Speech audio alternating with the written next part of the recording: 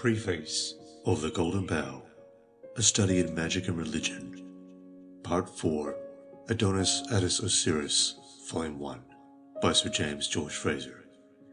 Doctor of Civil Law, Doctor of Laws, Doctor of Literature, Fellow of Trinity College, Cambridge, Professor of Social Anthropology in the University of Liverpool. Volume 5 of 12, Part 4, Adonis, Attis, Osiris, Volume 1 of 2, New York and London, Macmillan & Co., 1914. Preface to the first edition. These studies are an expansion of the corresponding sections in my book, The Golden Bough, and they will form part of the third edition of that work, on the preparation of which I have been engaged for some time. By far the greater portion of them is new, and they make by themselves a fairly complete and, I hope, intelligible whole. I shall be glad if criticisms passed on the essays in their present shape should enable me to correct and improve them when I come to incorporate them in my larger work. In studying afresh these three Oriental worships, akin to each other in character, I have paid more attention than formerly to the natural features of the countries in which they arose, because I am more than ever persuaded that religion, like all other institutions, has been profoundly influenced by physical environment, and it cannot be understood without some appreciation of those aspects of external nature which stamp themselves indelibly on the thoughts, the habits, the whole life of a people. It is a matter of great regret to me that I have never visited the East, and so cannot describe from personal knowledge the native lands of Adonis, Attis, and Osiris. But I have sought to remedy the defect by comparing the descriptions of eyewitnesses and painting from them what may be called composite pictures of some of the scenes on which I have been led to touch in the course of this volume. I shall not have wholly failed if I have caught from my authorities and conveyed to my readers some notion, however dim, of the scenery, the atmosphere, the gorgeous colouring of the East. James George Frazer, Trinity College, Cambridge, 22nd July 1906. Preface to the second edition. In this second edition, some minor corrections have been made and some fresh matter added. Where my views appear to have been misunderstood, I have endeavoured to state them more clearly. Where they have been disputed, I have carefully reconsidered the evidence and given my reasons for adhering to my former opinions. Most of the additions thus made to the volume are comprised in a new chapter, Sacred Men and Women, a new section, Influence of Motherkin on Religion, and three new appendices, Moloch the King, the Widowed Flamen, and some customs of the Pelew Islanders. Among the friends and correspondents who have kindly helped me with information and criticisms of various sorts, I wish to thank particularly Mr. W. Crook, Professor W. M. Flinders Petrie, Mr. G. F. Hill of the British Museum, the Reverend J. Roscoe of the Church Missionary Society, and Mr. W. Wise. Above all, I owe much to my teacher, the Reverend Professor R. H. Kennett, who, besides initiating me into the charms of the Hebrew language and giving me a clearer insight into the course of Hebrew history, has contributed several valuable suggestions to the book and enhanced the kindness by reading and criticizing some of the proofs.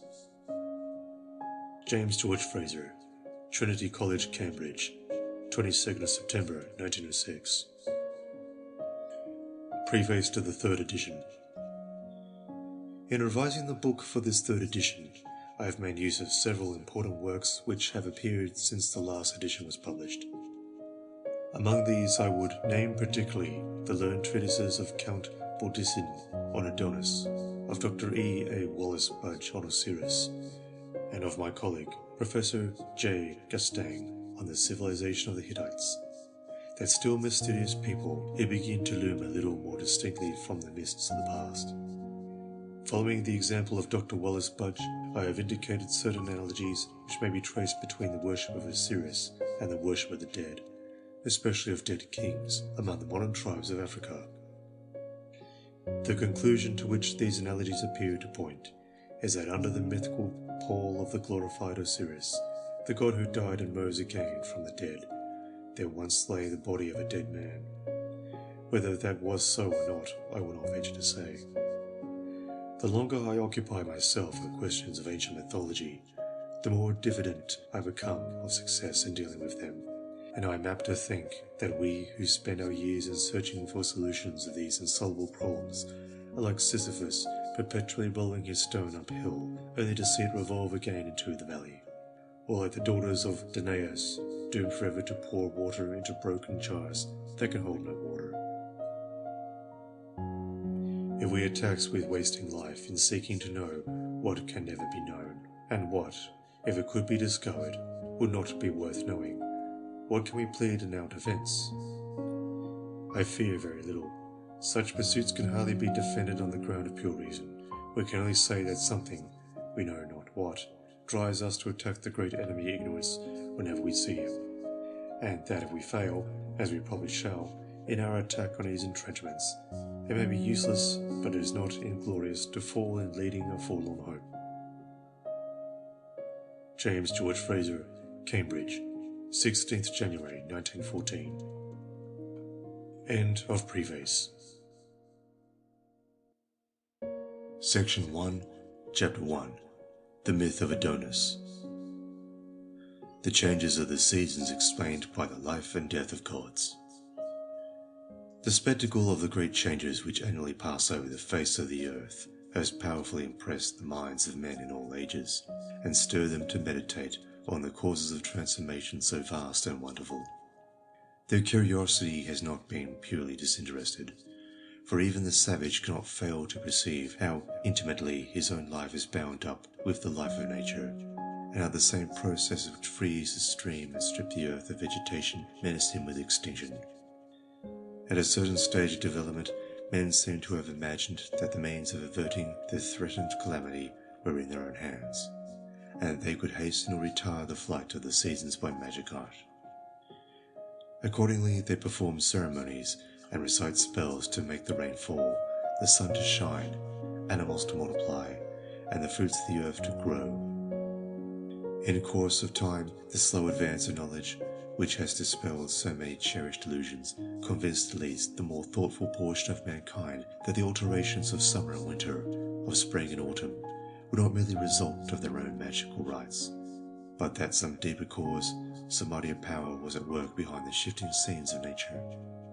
They now picture to themselves the growth and decay of vegetation, the birth and death of living creatures, as affects the waxing or waning strength of divine beings, of gods and goddesses, who were born and died, who married and begot children on the pattern of human life. Magical ceremonies to revive the failing energies of the gods.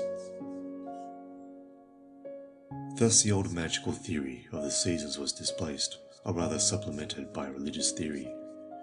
For although men now attributed the annual cycle of change primarily to corresponding changes in their deities, they still thought that by performing certain magical rites they could aid the god, who was the principle of life, in his struggle with the opposing principle of death. They imagined that they could recruit his failing energies and even raise him from the dead. The ceremonies which they observed for this purpose were in substance a dramatic representation of the natural processes which they wished to facilitate, for it is a familiar tenet of magic that you can produce any desired effect by merely imitating it. And as I now explained the fluctuations of growth and decay, of reproduction and dissolution, by the marriage, the death, and the rebirth or revival of the gods, the religious or rather magical dramas turned in great measure on these themes. They set forth the fruitful union of the powers of fertility, the sad death of one at least of the divine partners, and his joyful resurrection. Thus religious theory was blended with a magical practice. The combination is familiar in history. Indeed, few religions have ever succeeded in wholly extricating themselves from the old trammels of magic. The inconsistency of acting on two opposite principles, however it may vex the soul of the philosopher, rarely troubles the common man. Indeed, he is seldom even aware of it. His affair is to act, not to analyze the motives of his action. If mankind had always been logical and wise, history would not be a long chronicle of folly and crime. The principles of animal and of vegetable life confused in these ceremonies. Of the changes which the seasons bring with them, the most striking within the temperate zone are those which affect vegetation. The influence of the seasons on animals, though great, is not merely so manifest. Hence it is natural that in the magical dramas designed to dispel winter and bring back spring, the emphasis should be laid upon vegetation, and that trees and plants should in them more prominently than beasts and birds. Yet the two sides of life, the vegetable and the animal, were not dissociated in the minds of those who observed the ceremonies. Indeed, they commonly believed that the tie between the animal and the vegetable world was even closer than it really is. Hence they often combined the dramatic representation or reviving plants with a real or dramatic union of the sexes for the purpose of furthering at the same time and by the same act the multiplication of fruits, of animals and of men. To them the principle of life and fertility, whether animal or vegetable, was one and indivisible. To live and to cause to live, to eat food and to beget children, these were the primary wants of men in the past, and they will be the primary wants of men in the future so long as the world lasts. Other things may be added to enrich and beautify human life, but unless these wants are first satisfied, humanity itself must cease to exist. These two things, therefore, food and children, were what men chiefly sought to procure by the performance of magical rites for the regulation of the seasons. Prevalence of these rites in Western Asia and Egypt. Nowhere apparently have these rites been more widely and solemnly celebrated than in the lands which border the eastern Mediterranean.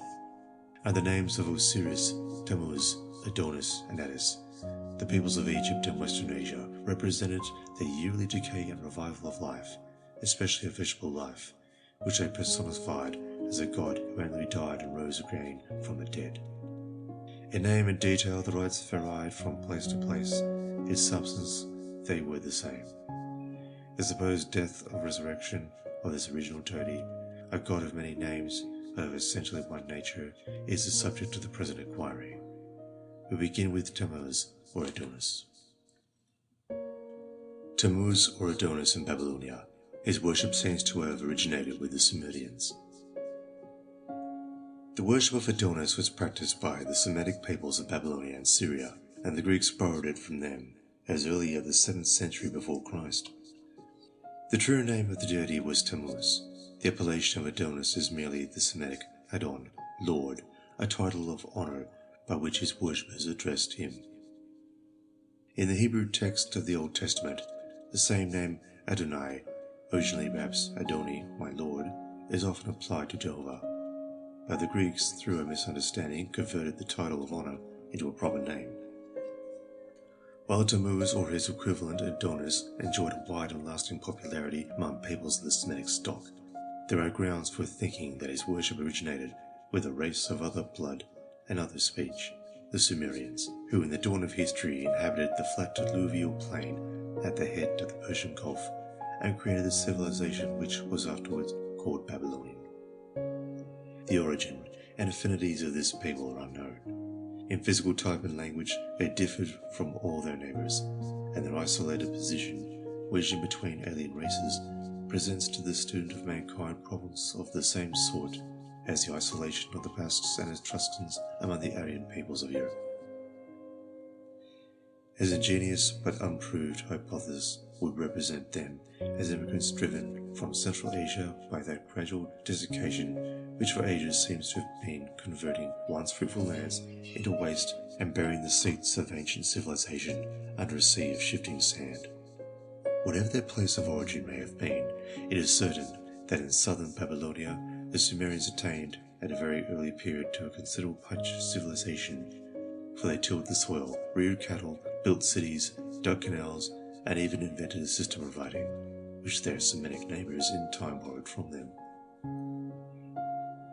In the pantheon of this ancient people, Tammuz appears to have been one of the oldest, but certainly not one of the most important figures. His name consists of a Sumerian phrase meaning true sun, or in a fuller form, true son of the deep water, and among the inscribed Sumerian texts which have survived the wreck of empires, are a number of hymns in his honor, which were written down not later than about 2,000 years before our era, but were almost certainly composed of a much earlier time. Tammuz, the lover of Ishtar, descent of Ishtar to the nether world to recover Tammuz. In the religious literature of Babylonia, Tammuz appears as the youthful spouse or lover of Ishtar, the great mother goddess, the embodiment of the reproductive energies of nature. The references to their connection with each other in myth and ritual are both fragmentary and obscure, but we gather from them that every year Tammuz was believed to die, passing away from the cheerful earth to the gloomy subterranean world, and that every year his divine mistress journeyed in quest of him, to the land from which there is no returning, to the house of darkness where dust lies on door and bolt. During her absence, the passion of love ceased to operate.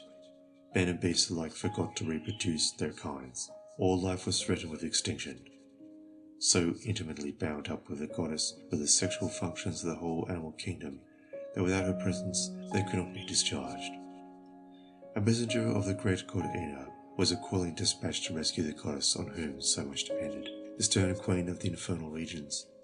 Alatu, or Ereshkigal by name, reluctantly allowed Ishtar to be sprinkled with the water of life and to depart, in company probably with her lover Tammuz, that the two might return together to the upper world, and that with their return all nature might revive.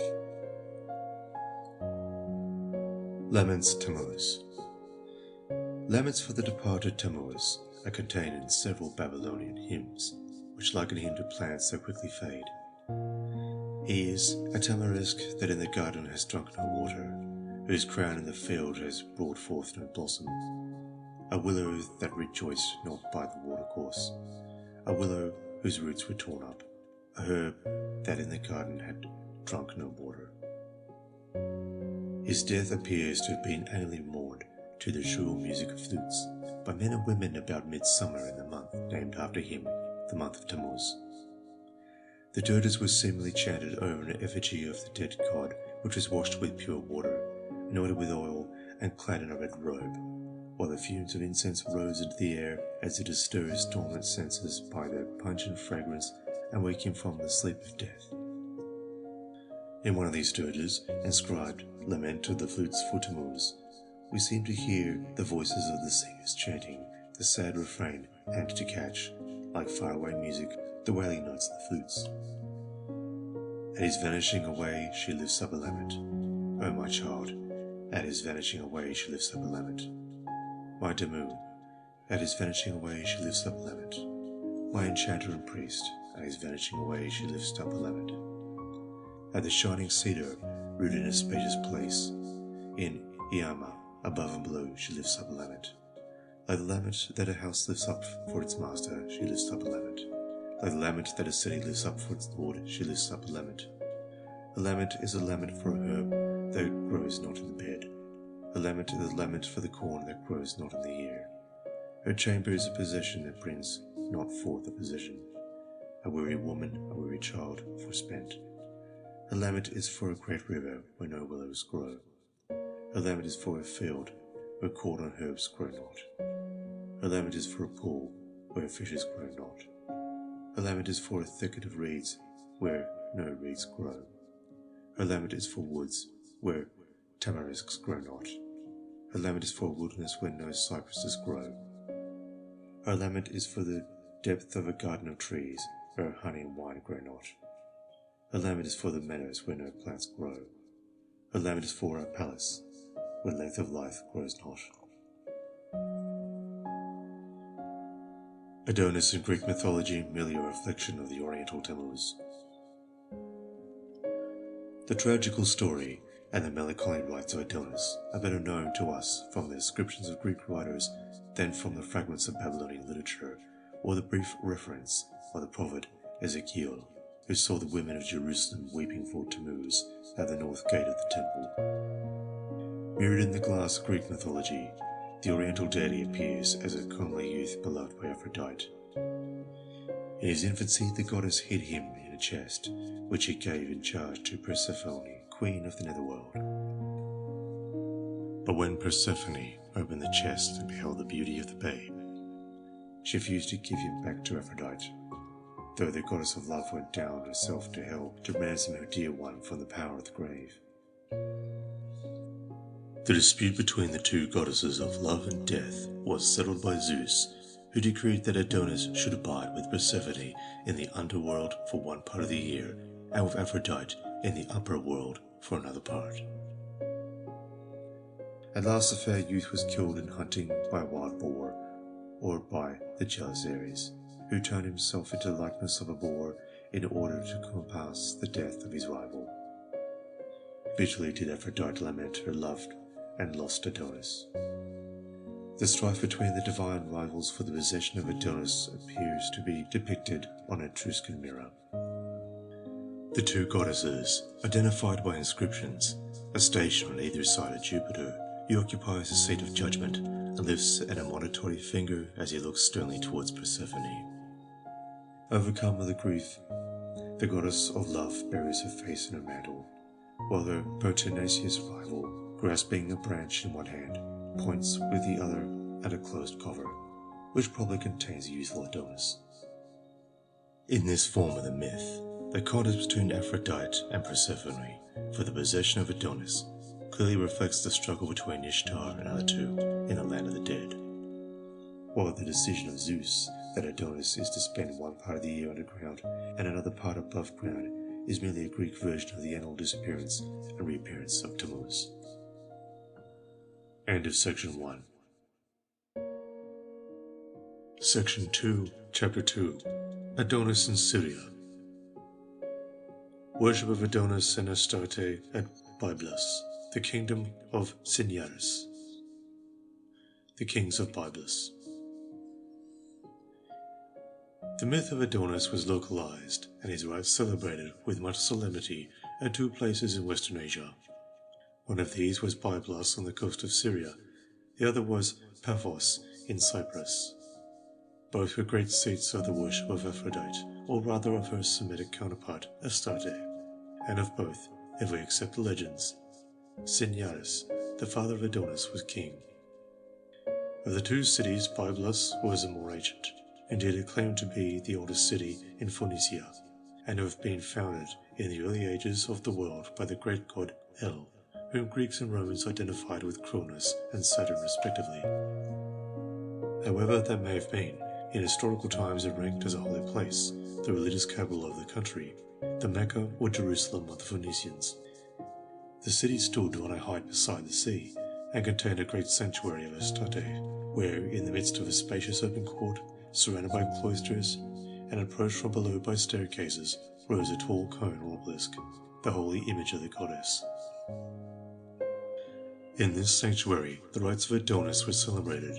Indeed, the whole city was sacred to him, and the river Nara Ibrahim, which falls into the sea a little to the south of Byblos, bore in antiquity the name of Adonis. This was the kingdom of Cinyras. From the earliest to the latest times, the city appears to have been ruled by kings, assisted perhaps by a senate or council of elders. The first of the kings of whom we have historical evidence was a certain Zakar Baal. He reigned about a century before Solomon, yet from that dim past his figure stands out strangely fresh and lifelike in the journal of an Egyptian merchant or official named Wen Amon, which has fortunately been preserved in a papyrus. This man spent some time with the king at Byblos, and received from him, in return for rich presents, a supply of timber felled in the forests of Lebanon. Another king of Byblos, who bore the name of Sebiti Baal, paid tribute to Tiglath-Pileser III, king of Assyria, about the year 739 BC. Further, from an inspection of the 5th or 4th century before our era, we learn that a king of Byblos, by name Yahweh Melech, son of Yarabal, and grandson of Adon-Melech, or Uri Melech, dedicated a pillared portico with a carved work of gold and a bronze altar to the goddess, whom he worshipped under the name of Balath Gebal, that is, the female Baal of Byblos. Divinity of Semitic kings. The names of these kings suggest that they claimed affinity with their god Baal or Moloch. For Moloch is only a corruption of Melech, that is, king. Such a claim at all events appears to have been put forward by many other Semitic kings. The early monarchs of Babylon were worshipped as gods in their lifetime. Mesha, king of Moab, perhaps called himself the son of his god Chemosh.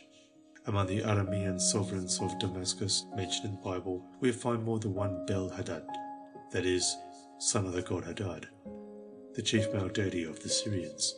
And Josephus tells us that down to his own time, in the 1st century of our era, Ben-Hadad I, whom he calls simply Hadad, and his successor, Azael, continued to be worshipped as gods by the people of Damascus, who held processions daily in their honor. Some of the kings of Edom seem to have gone a step further and identified themselves with a god in their lifetime. At all events, they bore his name Hadad without any qualification.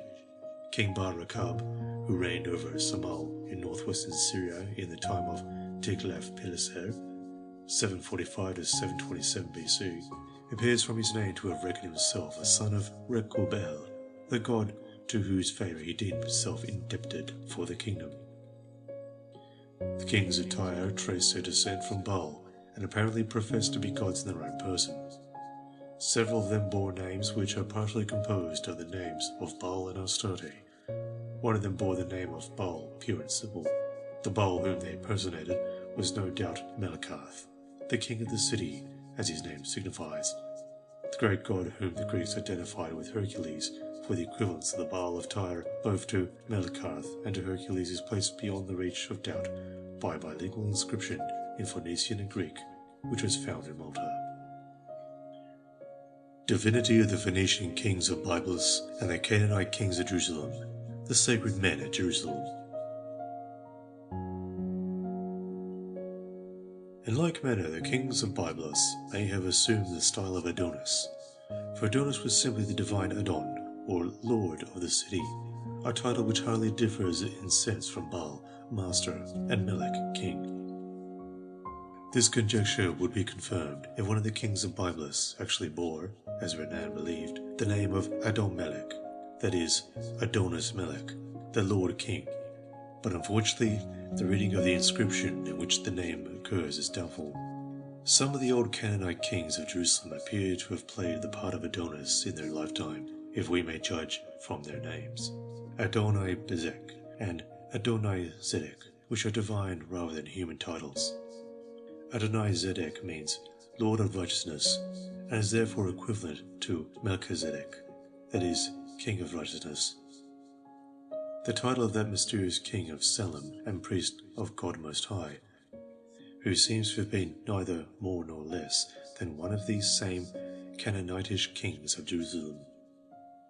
Thus, if the old priestly kings of Jerusalem regularly played the part of Adonis, we need not wonder that in latter times the women of Jerusalem used to weep for Tammuz, that is, for Adonis, at the north gate of the temple. In doing so, they may only have been continuing a custom which had been observed in the same place by the Canaanites long before the Hebrews invaded the land. Perhaps the sacred men, as they were called, who lodged within the walls of the temple at Jerusalem, down almost to the end of the Jewish kingdom, may have acted the part of the living Adonis to the living Astarte of the women. At all events, we know that in the cells these strange clergy women wove garments for the Asherim, the sacred poles which stood beside the altar and which appear to have been, by some regarded as embodiments of Astarte. Certainly these sacred men must have discharged some function which was deemed religious in the temple of Jerusalem, and we can hardly doubt that the prohibition to bring the wages of prostitution into the house of God, which was published at the very same time that the men were expelled from the temple, was directed against an existing practice. In Palestine, as in other Semitic lands, the hire of sacred prostitutes was probably dedicated to the deity as one of his regular dues. He took tribute of men and women as of flocks and herds, of fields and vineyards and oliveyards. David as heir of the old sacred kings of Jerusalem. But if Jerusalem had been from of old the seat of a dynasty of spiritual potentates or grand lamas, who held the keys of heaven and were revered far and wide as kings and gods in one, we can easily understand why the upstart David chose it for the capital of the new kingdom which he had won for himself at the point of the sword. The central position and the natural strength of the virgin fortress need not have been the only or the principal indoctrinants, which decided the politic monarch to transfer his throne from Hebron to Jerusalem. By serving himself heir to the ancient kings of the city, he might reasonably hope to inherit their ghostly repute, along with their broad acres, to wear their nimbus as well as their crown. So at a later time, when he had conquered Ammon and captured the royal city of Rabbah, he took the heavy gold crown of the Ammonite god Milcom and placed it on his own brows, thus posing as a deity in person. It can hardly, therefore, be unreasonable to suppose that he pursued precisely the same policy at the conquest of Jerusalem, and, on the other side, the calm confidence with which the Jebusite inhabitants of that city awaited his attack, jeered at the besiegers from the battlements, may well have been born of a firm trust in the local deity rather than the height and thickness of their grim old walls. Certainly the obstinacy with which in after ages the Jews defended the same place against the armies of Assyria and Rome sprang in large measure from a similar faith in the God of Zion. Traces of the divinity of Hebrew kings. Be that as it may, the history of the Hebrew kings presents some features which may perhaps, without straying them too far, be interpreted as traces or relics of a time when they or their predecessors played the part of a divinity, and particularly of Adonis, the divine lord of the land.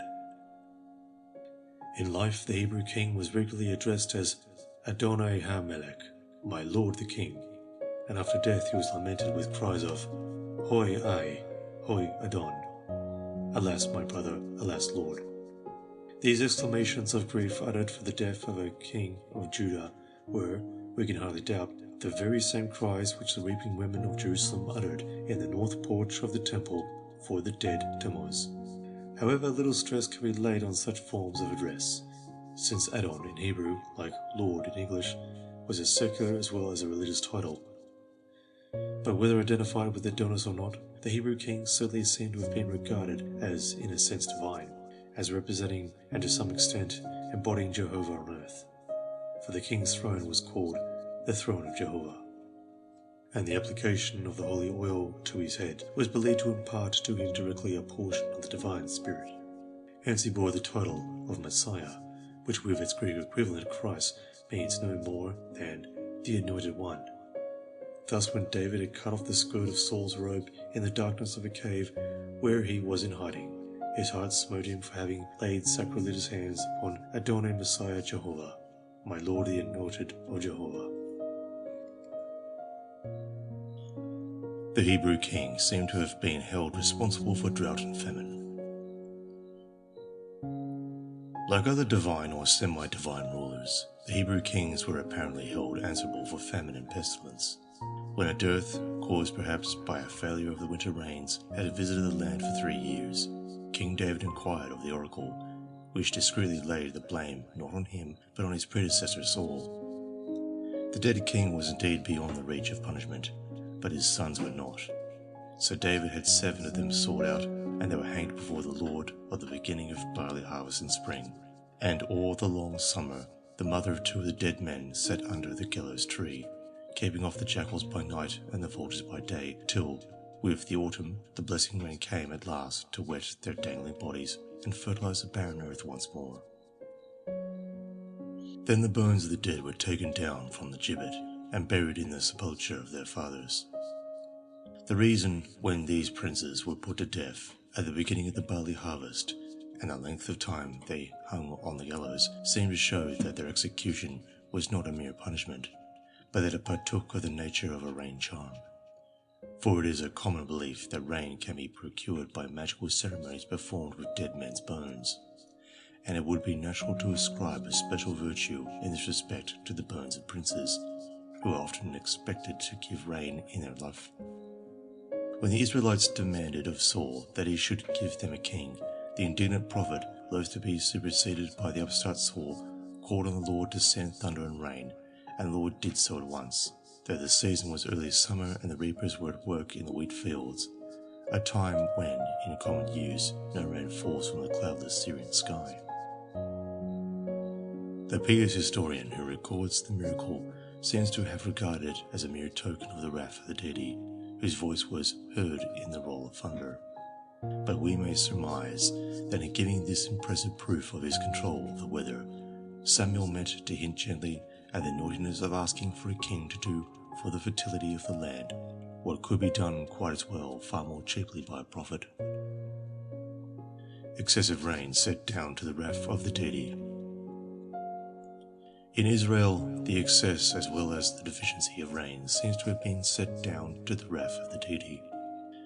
When the Jews returned to Jerusalem from the great captivity and assembled for the first time in the square before the ruined temple, it happened that the weather was very wet, and as the people sat shelterless and drenched in the piazza, they trembled at their sin and at the rain. In all ages, it has been the strength or the weakness of Israel to read the hand of God in the changing aspects of nature, and we need not wonder that at such a time and in so dismal a scene, with a lowering sky overhead, the blackened ruins of all, the temple before their eyes, and the steady drip of the rain all over, the returned exiles should have been oppressed with a double sense of their own guilt and of the divine anger. Perhaps though they hardly knew it, memories of the bright sun, fat fields, and broad willow-fringed rivers of Babylon, which had been so long their home, lent a deeper shade of sadness to the austerity of the Judean landscape, with its gaunt grey hills stretching away, range beyond range to the horizon, a dipping eastward to the far line of sombre blue which marks the sullen waters of the Dead Sea. Hebrew kings apparently supposed to heal disease and stop epidemics. In the days of the Hebrew monarchy, the king was apparently credited with the power of making sick and making whole. Thus the king of Syria sent a leper to the king of Israel to be healed by him, just as scrofulous patients used to fancy that they could be cured by the touch of a French or English king. However, the Hebrew monarch, with more sense than has been shown by his royal brothers in modern times, professed himself unable to work any such miracle. "Am I God," he asked, "to kill and to make alive, that this man doth send it to me to recover a man of his leprosy?" On another occasion, when pestilence ravaged the country, and the excited fancy of the plague-stricken people saw in the clouds the figure of the destroying angel with his sword stretched out over Jerusalem, they laid the blame on King David, who had offended the touchy and indescribable deity by taking her senses. The prudent monarch bowed to the popular storm, acknowledged his guilt, and appeased the angry god by offering burnt sacrifices on the threshing floor of Araunah, one of the old Jebusite inhabitants of Jerusalem. Then the angel sheathed his flashing sword, and the shrieks of the dying and the lamentations of the dead no longer resounded in the streets. The rarity of references to the divinity of Hebrew kings in the historical books may be explained by the circumstances in which these works were composed or edited. To this theory of the sanctity, nay, the divinity of the Hebrew kings, it may be objected that few traces of it survive in the historical books of the Bible. But the force of the objection is weakened by a consideration of the time and the circumstances in which these books assume their final shape. The great prophets of the 8th and the 7th centuries, by the spiritual ideals and the ethical fervour of their teaching, had wrought a religious and moral reform perhaps unparalleled in history. Under their influence, an austere monotheism had replaced the old sensuous worship of the natural powers. A stern puritanical spirit, an unbending rigour of mind, had succeeded to the old easy supple temper with its weak compliances, its wax-like impressionability, its proclivities to the sins of the flesh. And the moral lessons which the prophets inculcated were driven home by the political events of the time, above all by the ever-growing pressure of the great Assyrian Empire on the petty states of Palestine. The long agony of the siege of Samaria must have been followed with trembling anxiety by the inhabitants of Judea, for the danger was at their door. They had only to lift up their eyes and look north to see the blue hills of Ephraim, at whose foot lay the beleaguered city. Its final fall and the destruction of the northern kingdom could not fail to fill every thoughtful mind in the sister realm of sad forebodings. It was as if the sky had lowered and the thunder muttered over Jerusalem. Thenceforth, to the close of the Jewish monarchy, about a century and a half later, the cloud never passed away, though once for a little it seemed to lift, when, Sennacherib raised the siege of Jerusalem, and the watchers of the walls beheld the last of the long line of spears and standards disappearing, the last squadron of the blue-coated Syrian cavalry sweeping in a cloud of dust out of sight. The historical books were composed or edited under the influence of the prophetic Reformation. It was in this period of national gloom and despondency that the two great reformations of Israel's religion were accomplished, the first by King Hezekiah, the second a century later by King Josiah, and Jerusalem fell in 586 BC. At Venice, the date of Hezekiah's ascension is a much disputed point in the chronology of Judea. See the introduction of Kings and Isaiah 1:39 by J. Skinner and O.C. Whitehouse respectively in the Century Bible. We need not wonder then that the reformers who in that and subsequent ages composed or edited the annals of their nation should have looked as sourly on the old unreformed paganism of their forefathers as the fierce zealots of the Commonwealth looked on the far more innocent pastimes of Merry England, and that, in their zeal for the glory of God, they should have blotted many pages of history, lest they should perpetuate the memory of practices to which they trace the calamities of their country. All the historical books pass through the office of the Puritan censor, and we can hardly doubt that they emerged from it stripped of many gay feathers which they'd flaunted when they went in. Among the shed plumage may well have been the passages which invested human beings, whether kings or commoners, with the attributes of deity. Certainly no pages could seem to the censor more rankly blasphemous, and none therefore was he likely to press more firmly the official sponge. The Baal and his female Baalath, the sources of all fertility. But if Semitic kings in general, and the kings of Byblos in particular, often assume the style of Baal or Adonis, it follows they may have mated with the goddess, the Baalath, or Astarte of the city. Certainly we hear of kings of Tyre and Sidon who were priests of Astarte. Now to the agricultural Semites, the Baal, or god of the land, was the author of all its fertility. He it was who produced the corn, the wine, the figs, the oil, and the flax, by means of his quickening waters, which in the arid parts of the Semitic world are oftener springs, streams, and underground flow than the rains of heaven. Further, the life-giving power of the god was not limited to vegetative nature, but to him also was ascribed the increase of animal life, the multiplication of flocks and herds, and not least of the human inhabitants of the land. For the increase of animate nature is obviously conditioned, in the last resort, by the fertility of the soil and primitive races which have not learned to differentiate the various kinds of life with precision. Think of animate as well as vegetable life as rooted in the earth and sprung from it.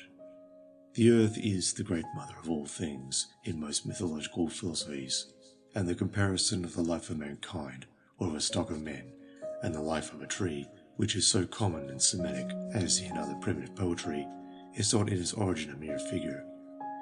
Thus, where the growth of vegetation is ascribed to a particular divine power, the same power receives the thanks and homages of his worshippers for the increase of cattle and of men. Firstlings as well as first fruits were oftener at the shrines of the Baalim, and one of the commonest classes of personal names given by parents to their sons or daughters designates the child as the gift of the god. In short, the Baal was conceived as the male principle of reproduction, the husband of the land which he fertilized.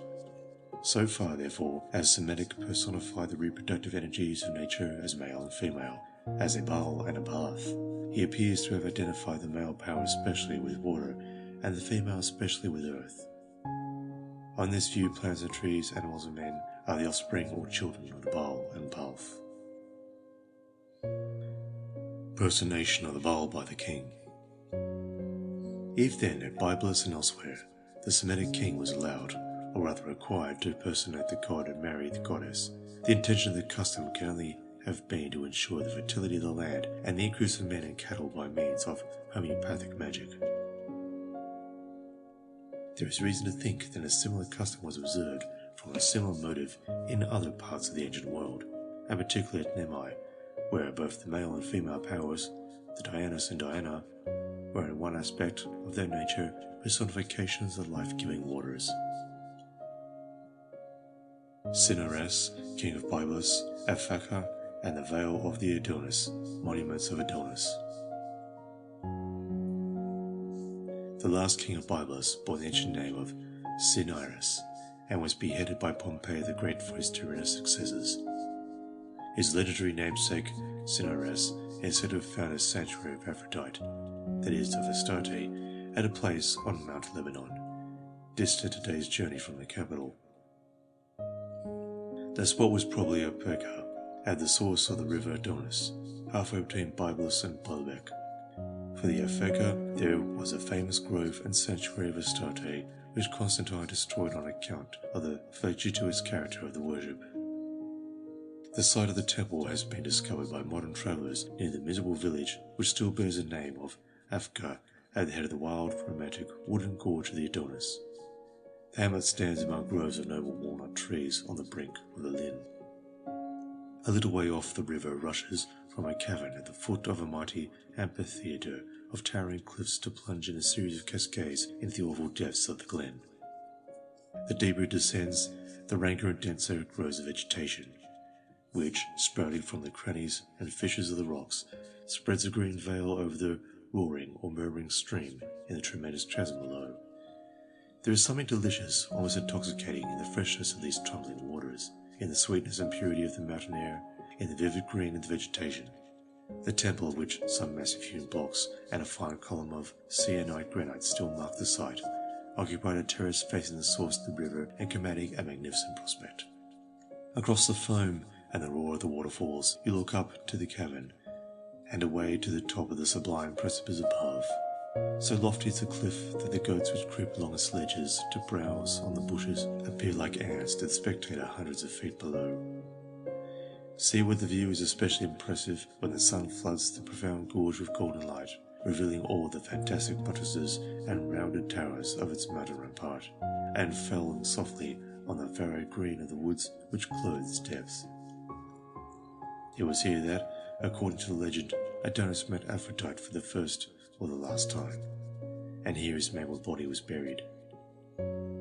A fairer scene could hardly be imagined for a story of tragic love and death, yet sequestered as the valley is and must always have been, it is not wholly deserted. A convent or a village may be observed here and there standing out against the sky on the top of some beetling crag, or clinging to the face of a nearly perpendicular cliff high above the foam and the din of the river. And at evening, the lights that twinkle through the gloom betray the presence of human habitations on slopes which might seem inescapable to man. In antiquity, the whole of the lovely vale appears to have been dedicated to Adonis, and to this day it is haunted by his memory, for the heights which shut it in are crested at various points by ruined monuments of his worship, some of them overhanging dreadful abysses down which it turns the head dizzy to look and see the eagles wheeling about their nests far below. One such monument exists at Guinea. The face of a great rock above a roughly hewn recess is here carved with figures of Adonis and Aphrodite. He is portrayed with spear in rest, awaiting the attack of a bear, while she is seated with an attitude of sorrow. Her grief-stricken figure may well be the mourning Aphrodite of the Lebanon described by Macrobius, and the recess in the rock is perhaps her lover's tomb. Every year, in the belief of his worshippers, Adonis was wounded to death on the mountains, and every year the face of nature itself was dyed with his sacred blood. So year by year the Syrian damsels lamented his untimely fate, while the red anemone, his flower, bloomed among the cedars of Lebanon, and the river ran red to the sea, fringing the winding shores of the blue Mediterranean whenever the wind set inshore with a sinuous band of crimson.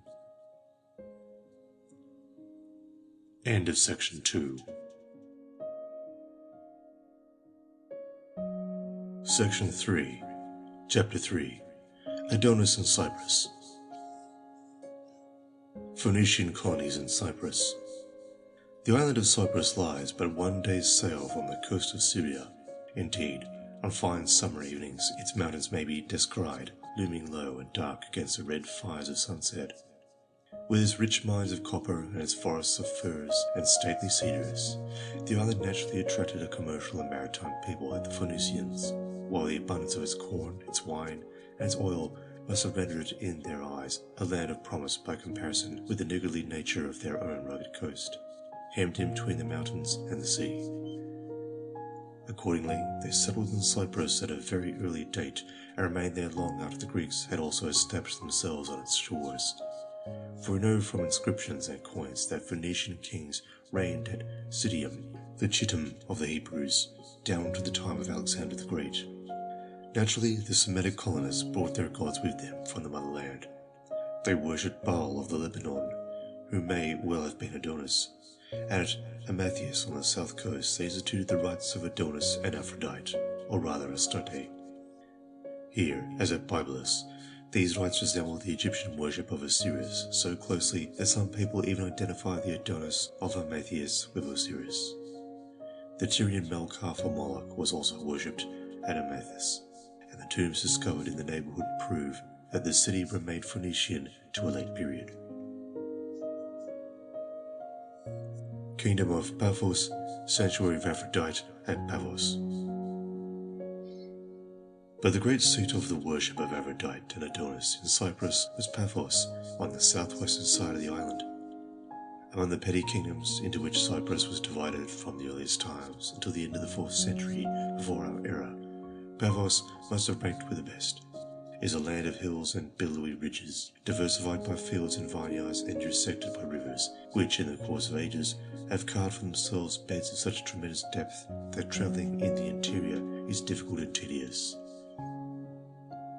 The lofty range of Mount Olympus, the modern Troodos, capped with snow the greater part of the year, screens Paphos from the northerly and easterly winds and cuts it off from the rest of the island. On the slopes of the range, the last pine woods of Cyprus linger, sheltering here and there monasteries in scenery not unworthy of the Apennines. The old city of Paphos occupied the summit of a hill about a mile from the sea. The newer city sprang up at the harbour some 10 miles off. The sanctuary of Aphrodite at the old Paphos, the modern Kuklia, was one of the most celebrated shrines in the ancient world. From the earliest to the latest times, it would seem to have persevered its essential features unchanged, for the sanctuary is represented on coins of the imperial age, and these representations agreed closely with little golden models of a shrine which were found in 2 of the royal graves and mycenae. Both of the coins and in the models we see a facade surmounted by a pair of droves and divided into 3 compartments or chapels, of which the central one is crowned by a lofty superstructure. In the golden models, each chapel contains a pillar standing in a pair of horns. The central superstructure is crowned by 2 pairs of horns, one within the other, and the 2 side chapels are in like manner crowned each with a pair of horns and a single dove perched on the outer horn of each pair. On the coins, each of the side chapels contains a pillar or candelabra-like object. The central chapel contains a cone and is flanked by 2 high columns, each terminating in a pair of ball-topped pinnacles with a star and crescent appearing between the tops of the columns. The doves are doubtless the sacred doves of Aphrodite or Astarte, and the horns and pillars remind us of the similar religious emblems which have been found in the great prehistoric palace of Knossos in Crete, as well as on many monuments of the Mycenaean or Minoan age of Greece. If antiquaries are right in regarding the golden models as copies of the Paphian shrine, that shrine must have suffered little outward change for more than 1,000 years. For the royal graves of Mycenae, in which the models were found, can hardly be of a later date than the 12th century before our era. The Aphrodite of Paphos, a Phoenician or Aboriginal deity, her conical image. Thus the sanctuary of Aphrodite at Paphos was apparently of great antiquity. According to Herodotus, it was founded by Phoenician colonists from Ascalon, but it is possible that a native goddess fertility was worshipped on the spot before the arrival of the Phoenicians, and that the newcomers identified her with their own Balath or Astarte, whom she may have closely resembled. If two deities were thus fused in one, we may suppose that they were both varieties of that great goddess of motherhood and fertility, whose worship appears to have been spread all over Western Asia from a very early time.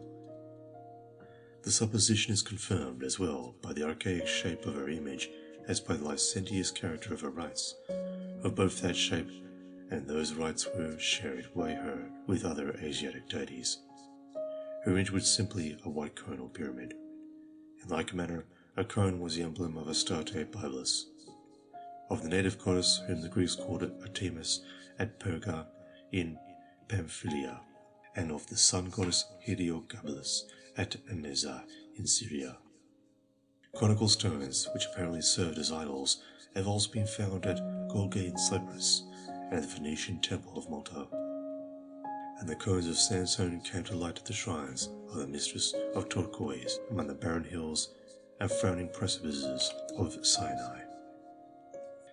The precise significance of such an emblem remains as obscure as it was in the time of Tacitus. It appears to have been customary to anoint the sacred cone of olive oil at a solemn festival, in which people from Lycia and Caria participated. The custom of anointing a holy stone has been observed in many parts of the world, for example in the sanctuary of Apollo at Delphi. To this day the old custom appears to survive at Paphos, for, in honour of the Maid of Bethlehem, the peasants of Kuklea anointed lately, and probably still anoint each year, the great cornerstones of the ruined temple of the Paphian goddess. As Aphrodite was supplicated once with cryptic rites, so is Mary entreated still by Muslims as well as Christians, with incantations and passing through perforated stones, to remove the curse of barrenness from Cypriot women, to increase the manhood of the Cypriot men. Thus the ancient worship of the goddess of fertility is continued under a different name. Even the name of the old goddess is retained in some parts of the island. From more than one chapel, the Cypriot peasants adore the Mother of Christ under the title Panagia Aphroditesia. Sacred prostitution and the worship of the Paphian Aphrodite and of other Asiatic goddesses. In Cyprus it appears that before marriage, all women were formally obliged by custom to prostitute themselves to strangers at the sanctuary of the goddess, whether she went by the name of Aphrodite, Astarte, or whatnot. Similar customs prevailed in many parts of Western Asia. Whatever its motive, the practice was clearly regarded not as an orgy of lust, but as a solemn religious duty performed in the service of that great mother goddess of Western Asia, whose name varied, while her type remained constant from place to place. Thus at Babylon, every woman, whether rich or poor, had once in her life to submit to the embraces of a stranger at the temple of Melita, that is, of Ishtar or Astarte, and to dedicate to the goddess the wages earned by this sanctified harlotry. The sacred priesthood was crowded with women waiting to observe the custom. Some of them had to wait there for years. At Heliopolis, or Baalbek in Syria, famous for the imposing grandeur of its ruined temples, the custom of the country required that every maiden should prostitute herself to a stranger at the temple of Astarte, and matrons as well as maids testified their devotion to the goddess in the same manner. The Emperor Constantine abolished this custom, destroyed the temple, and built a church in its stead. In Phoenician temples, women prostituted themselves for hire in the service of religion, believing that by this conduct they propitiated the goddess and won her favor. It was a law of the Amorites that she who was about to marry should sit in fornication 7 days by the gate. At Byblos, the people shaved their heads in the annual mourning for Adonis. Women who refused to sacrifice their hair had to give themselves up to strangers on a certain day of the festival, and the money which they thus earned was devoted to the goddess. This custom may have been a mitigation of an older rule, which at Byblos, as elsewhere, formally compelled every woman without exception to sacrifice her virtue in the service of religion. I have already suggested a reason why the offering of woman's hair was accepted as an equivalent for the surrender of her person. We are told that in Lydia, all girls were obliged to prostitute themselves in order to earn a dowry, but we may suspect that the real motive of the custom was devotion rather than economy. The suspicion is confirmed by a Greek inscription found at Tralles in Lydia, which proves that the practice of religious prostitution survived in that country as late as the 2nd century of our era. It records of a certain woman, Aurelia Aemilia by name, not only that she herself served God in the capacity of a harlot at his express command, but that her mother and other female ancestors had done the same before her, and the publicity of the record, engraved on a marble column which supported a votive offering, shows that no stain attached to such a life and such a parentage. In Armenia, the noblest families dedicated their daughters to the service of their goddess, Attis, in her temple at Asilisina, where the damsels acted as prostitutes for a long time before they were given in marriage. Nobody scrupled to take one of these girls to wife when her period of service was over. Again, the goddess Ma was served by a multitude of sacred harlots at Komana in Pontus. Crowds of men and women flocked to her sanctuary from the neighbouring cities and country to attend the biennial festivals or to pay their vows to the goddess. The Asiatic Mother Goddess, a personification of all the reproductive energies of nature, her worship perhaps reflects a period of sexual communism. If we survey the whole of the evidence on this subject, some of which has still to be laid before the reader, we may conclude that the Great Mother Goddess, the personification of all the reproductive energies of nature, was worshipped under different names, but with a substantial similarity of myth and ritual by many peoples of Western Asia. That associated with her was a lover, or rather series of lovers, divine yet mortal, with whom she mated year by year, their commerce being deemed essential to the propagation of animals and plants, each in their several kind, and further, that the fabulous union of the divine pair was simulated, as it were, multiplied on earth by the real, though temporary union of the human sexes at the sanctuary of the goddess, for the sake of thereby ensuring the fruitfulness of the ground and the increase of man and beast. And in the conception of such a mother goddess dates, as seems probable, from a time when the institution of marriage was either unknown or at most barely tolerated as an immortal infringement of all communal rights. We can understand both why the goddess herself was regularly supposed to be at once unmarried and unchaste, and why her worshippers were obliged to imitate her more or less completely in these respects. For she had been a divine wife united to a divine husband. The natural counterpart of her union would have been the lawful marriage of men and women, and there would have been no need to resort to a system of prostitution or promiscuity in order to effect these purposes, which, on the principles of homeopathic magic, might in that case have been as well or better attained by the legitimate intercourse of the sexes in matrimony. Formerly, perhaps, everyone was obliged to submit at least once in her life to the exercise of those martial rights which at a still earlier period had theoretically belonged in permanence to all the males of the tribe. But in the course of time, as the institution of individual marriage grew in favour and the old communism fell more and more into discredit, the revival of the ancient practice, even for a single occasion in a woman's life, became even more repugnant to the moral sense of the people, and accordingly they resorted to various expedients for evading in practice the obligation which they still acknowledged in theory. One of these evasions was to let the woman offer her hair instead of her person. Another, apparently, was to substitute an obscene symbol for the obscene act. But while the majority of women thus contrived to observe the forms of religion without sacrificing their virtue, it was still thought necessary to the general welfare that a certain number of them should discharge the old obligation in the old way. Thus became prostitutes either for life or for a term of years in one of the temples dedicated to the service of religion. They were invested with a sacred character, and their vocation, far from being deemed infamous, was probably long regarded by the laity as an exercise of more than common virtue, and rewarded with the tribute of mixed wonder, reverence and pity, not unlike that which in some parts of the world is still paid to women who seek to honour their Creator a different way, by renouncing the natural functions of their sex and the tenderest relations of humanity. It is thus that the folly of mankind finds vent in opposite extremes, alike harmful and deplorable. The daughters of Cinyarus. At Paphos, the custom of religious prostitution is said to have been instituted by King Cinyras, and to have been practiced by his daughters, the sisters of Adonis, who, having incurred the wrath of Aphrodite, mated with strangers and ended their days in Egypt.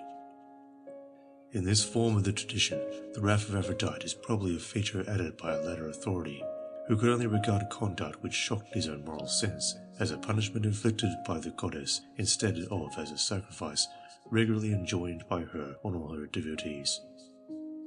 At all events, the story indicates that the princesses of Paphos had to conform to the custom, as well as women of humble birth.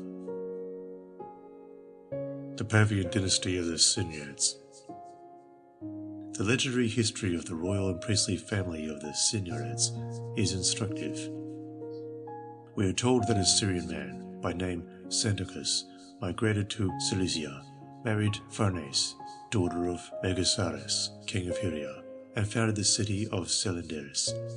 His wife bore him a son, Cinyras, who in time crossed the sea with a company of people to Cyprus, wedded Metharme, daughter of Pygmalion, king of the island, and founded Paphos. These legends seem to contain reminiscences of kingdoms in Cilicia and Cyprus, which passed in the female line, and were held by men, sometimes foreigners, who married the hereditary princesses. There are some indications that Cinyras was not in fact the founder of the temple at Paphos. An oral tradition ascribed the foundation to a certain Ares, who some regarded as a king and others as the goddess herself. Moreover, Cinyras, whose descendants at Paphos, had to reckon with rivals. These were the Temerids, a family of diviners who traced their descent from Timaris, a Cilician augur. At first it was arranged that both families should preside at the ceremonies, but afterwards the Temerids gave way to the Cinyrads. Many tales were told of Cinyras, the founder of the dynasty. He was a priest of Aphrodite as well as a king, and his riches passed into a proverb. To his descendants, the Cinyrads, he appeared to have bequeathed his wealth and his dignities. At all events, they reigned as kings of Paphos and served the goddess as priests. Their dead bodies, with that of Cinyras himself, were buried in the sanctuary. But by the 4th century before our era, the family had declined and become nearly extinct. When Alexander the Great expelled a king of Paphos for injustice and wickedness, his envoys made search for a member of the ancient house to sit on the throne of his fathers. At last they found one of them living in obscurity and earning his bread as a market gardener. He was in the very act of watering his beds when the king's messengers carried him off, much to his astonishment, to receive the crown at the hands of their master. Yet if the dynasty decayed, the shrine of the goddess, enriched by the offerings of kings and private persons, maintained its reputation of wealth down to Roman times. When Ptolemy Auletes, king of Egypt, was expelled by his people in 57 BC, Cato offered him the priesthood of Paphos as a sufficient consolation in money and dignity for the loss of a throne. Incest of Cinyras with his daughter Myrrha and birth of Adonis. Legends of royal incest, a suggested explanation.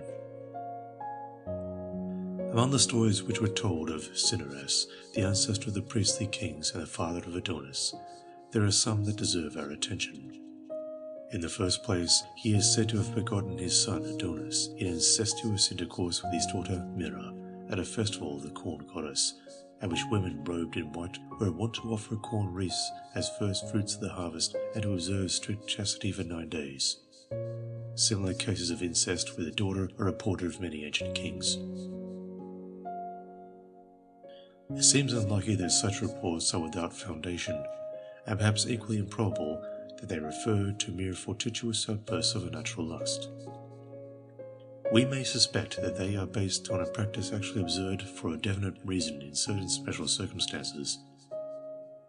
Now, in countries where the royal blood was traced through women only, and where consequently the king held office merely in virtue of his marriage with an hereditary princess, who was the real sovereign, it appears to have often happened that a prince married his own sister, the princess royal, in order to obtain with her hand the crown which otherwise would have gone to another man, perhaps to a stranger.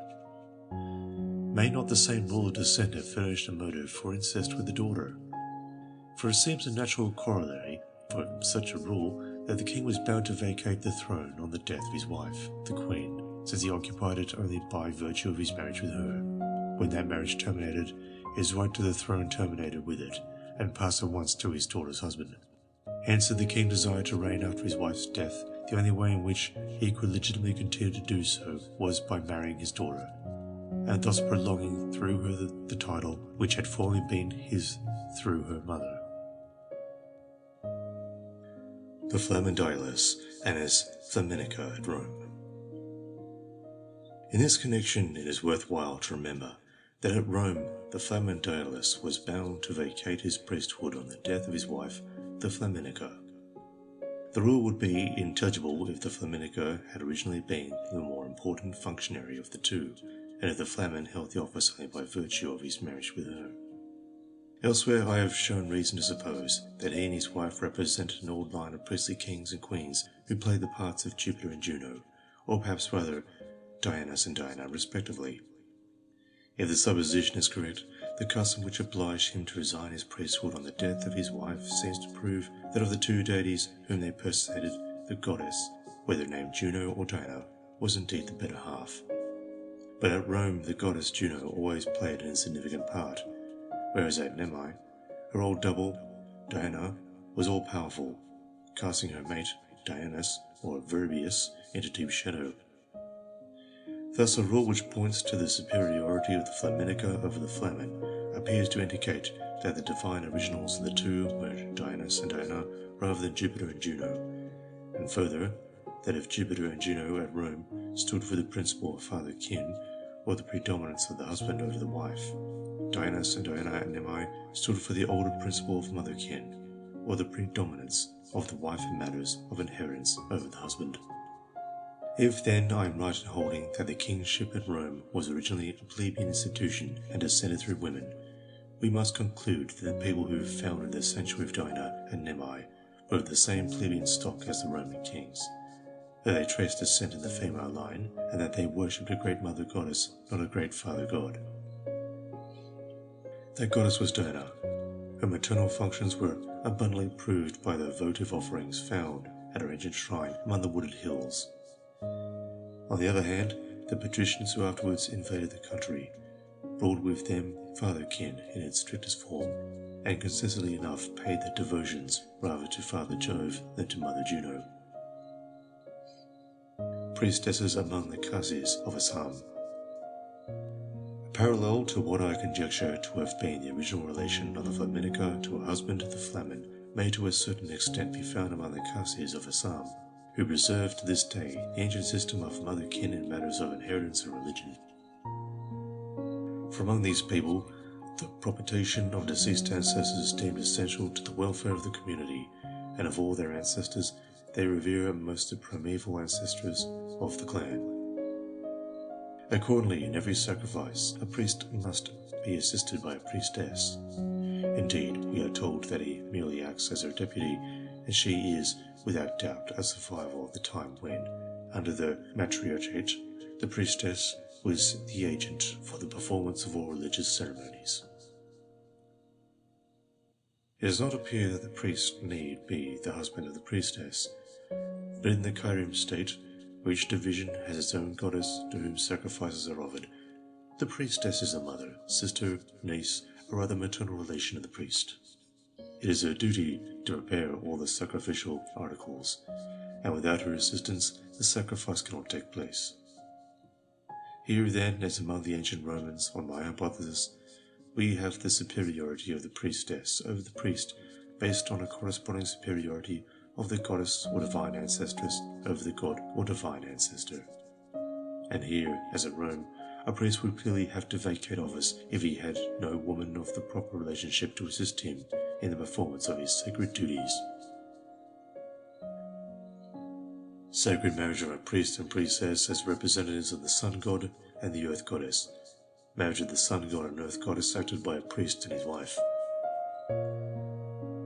Further, I have conjectured that the representatives of Jupiter and Juno, respectively, the Flamen and Flaminica at Rome, may have annually celebrated a sacred marriage for the purpose of ensuring the fertility of the powers of nature. This conjecture also may be supported by an analogous custom which is still observed in India.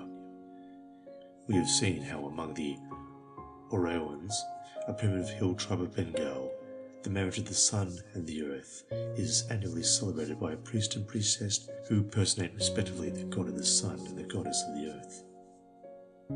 The ceremony of the sacred marriage has been described more fully by a Jesuit missionary who was intimately acquainted with the people and their native religion.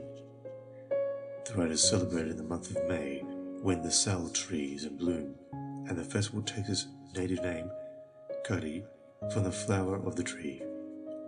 It is the greatest festival of the year.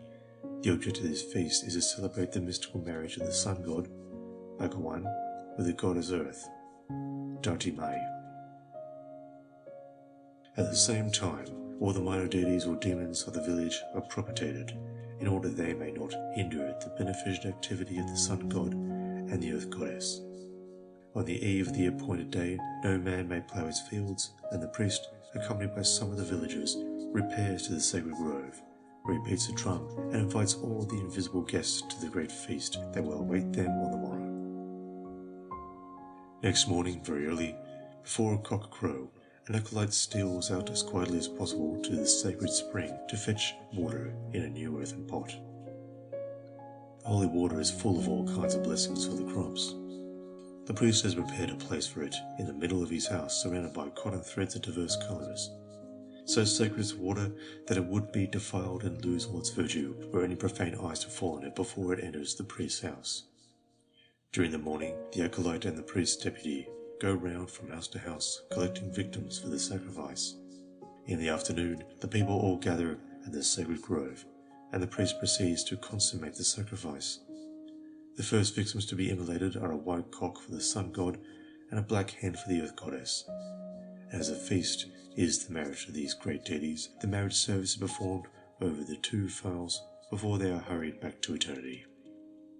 Amongst other things, both birds are marked with vermilion, just as a bride and bridegroom are marked at a human marriage, and the earth is also smeared with vermilion, as if it were a real bride, on the spot where the sacrifice is offered. Sacrifices of fowls or goats to the minor deities or demons follow. The bodies of the victims are collected by the village boys who cook them on the spot. All the heads go to the sacrificers. The gods take what they can get and are more or less thankful. Meantime, the acolyte has collected flowers of the sal tree and set them round the place of sacrifice, and he has also fetched the holy water from the priest's house. A procession is now formed, and the priest is carried in triumph to his own abode. There his wife has been watching for him, and on his arrival the two go through the marriage ceremony, applying vermilion to each other in the usual way, to symbolize the mystical marriage of the sun god with the earth goddess. Meantime, all the women of the village are standing on the thresholds of their houses, each with a winnowing fan in their hand. In the fan are 2 cups, one empty to receive the holy water, and the other full of rice beer for the consumption of the holy man. As he arrives at each house, he distributes flowers and holy water to the happy women, and enriches them with a shower of blessings, saying, "May your rooms and granary be filled with rice, that the priest's name may be great." The holy water which he leaves at each house is sprinkled on the seeds that have been kept to sow next year's crop. Having thus imparted this benediction to the household, the priest swigs the beer, and as he repeats his benediction and his potation in every house, he is naturally dead drunk by the time he gets to the end of the village. By that time everyone has taken copious libations of rice beer, and all the devils of the village seem to be let loose, and there follows a scene of debauchery baffling description, all these to induce the sun and the earth to be fruitful. Thus the people of Cyprus and Western Asia in antiquity were by no means singular in their belief that the profligacy of the human sexes served to quicken the fruits of the earth. Cinyras beloved by Aphrodite. Pygmalion and Aphrodite, the Venetian kings of Cyprus, or their sons appear to have been hereditary lovers of the goddess. Sacred marriage of the kings of Paphos, sons and daughters, fathers and mothers of a god. Osiris is said to have been famed for his exquisite beauty, and to have been wooed by Aphrodite herself. Thus it would appear, as scholars have already observed, that Osiris was in a sense a duplicate of his handsome son Adonis, to whom the inflammable goddess also lost her heart. Further, these stories of the love of Aphrodite for two members of the royal house of Paphos can hardly be dissociated from the corresponding legend told of Pygmalion, the Phoenician king of Cyprus, who is said to have fallen in love with an image of Aphrodite and taken it to his bed. When we consider that Pygmalion was the father-in-law of Osiris, and the son of Osiris was Adonis, and that all three, in successive generations, are said to be concerned in a love intrigue with Aphrodite, we can hardly help conclude that the early Phoenician kings of Paphos, or their sons, regularly claimed to be not merely the priests of the goddess, but also her lovers. In other words, that in their official capacity they personated Adonis. At all events, Adonis is said to have reigned in Cyprus, and appears to be certain that the title of Adonis was regularly borne by the sons of all the Phoenician kings of the island. It is true that the title strictly signified no more than Lord, yet the legends which connect these supreme princes with the goddess of love make it probable that they claimed the divine nature as well as the human dignity of Adonis. The story of Pygmalion points to a ceremony of a sacred marriage in which the king wedded the image of Aphrodite, or rather of Astarte. If that was so, the tale was in a sense true, not of a single man only, but of a whole series of men, and would be all the more likely to be told of Pygmalion, if that was a common name of Semitic kings in general, and of Cyprian kings in particular. Pygmalion, at all events, is known as the name of the famous king of Tyre, from whom his sister Dido fled, and a king of Citium and Idalium in Cyprus, who reigned in the time of Alexander the Great, was also called Pygmalion, or rather Pamiathon, the Phoenician name which the Greeks corrupted into Pygmalion. Further, it deserves to be noted that the names Pygmalion and Astarte occur together in a Punic inscription on a gold medallion which is found in a grave at Carthage. The characters of the inscription are of the earliest time. As a custom, religious prostitution at Paphos is said to have been founded by King Cinyras and observed by his daughters. We may surmise that the kings of Paphos played the part of the divine bridegroom in a less innocent rite than the form of marriage with a statue. In fact, that at certain festivals each of them had to mate with one or more of the sacred harlots of the temple who played Astarte to his Adonis. If that was so, there is more truth than has commonly been supposed in this reproach cast by the Christian fathers that the Aphrodite worshipped at Cinyras was a common whore. The fruit of their union would rank as sons and daughters of the deity, and would in time become the parents of gods and goddesses, like their fathers and mothers before them.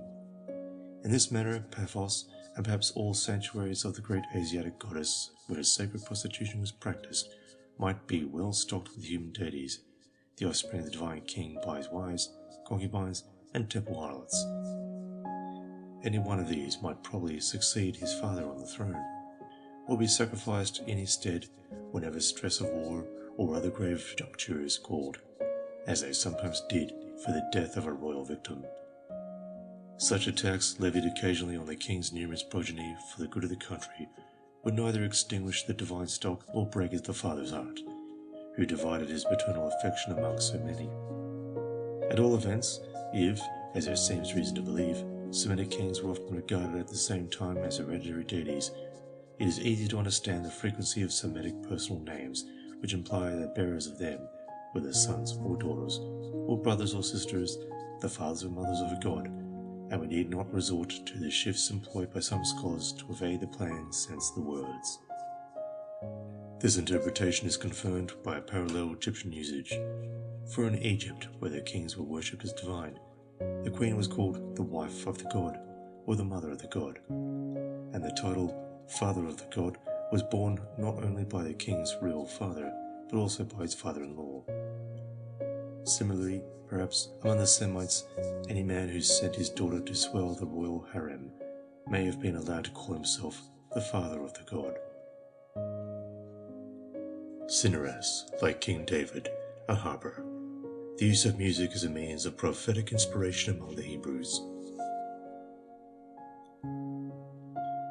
If we may judge by his name, the Semitic king who bore the name of Cineras was, like King David, a harper.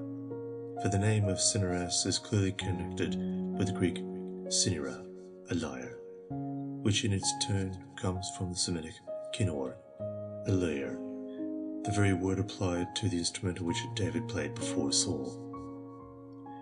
We shall probably not err in assuming that at Paphos, as at Jerusalem, the music of the lyre or harp was not a mere pastime designed to while away an idle hour, but formed part of the service of religion, the moving influence of its melodies being perhaps set down, like the effect of wine, to the direct inspiration of a deity.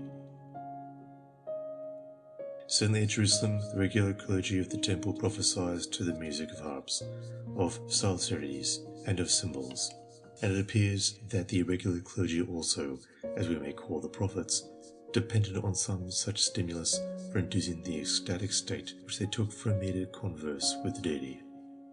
Thus we read of a band of prophets coming down from a high place with a psaltery, a timbrel, a pipe, and a harp before them, and prophesying as they went.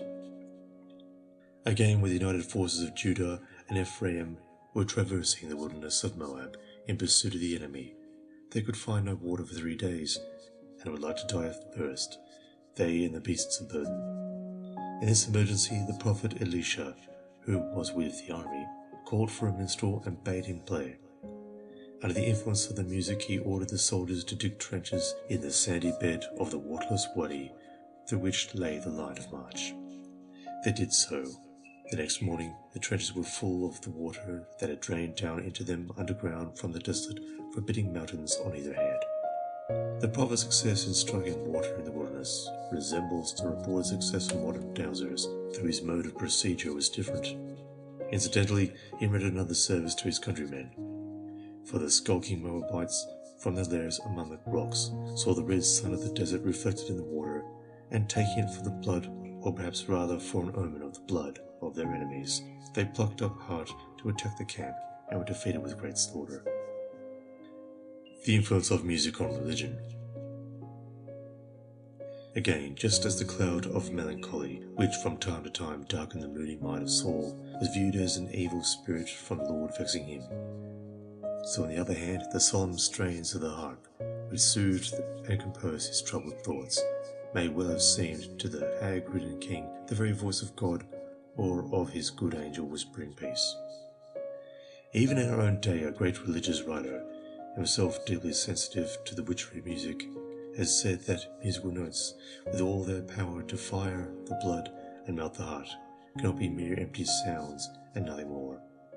No, they have escaped from some higher sphere, the outpourings of eternal harmony, the voice of angels, the magnificent of saints.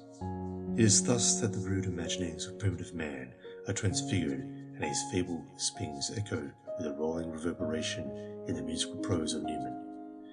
Indeed, the influence of music on the development of religion is a subject which would repay a sympathetic study, for we cannot doubt that this, the most intimate and affecting of all the arts, has done much to create as well as to express the religious emotions, thus modifying more or less deeply the fabric of belief to which at first sight it seems only to minister.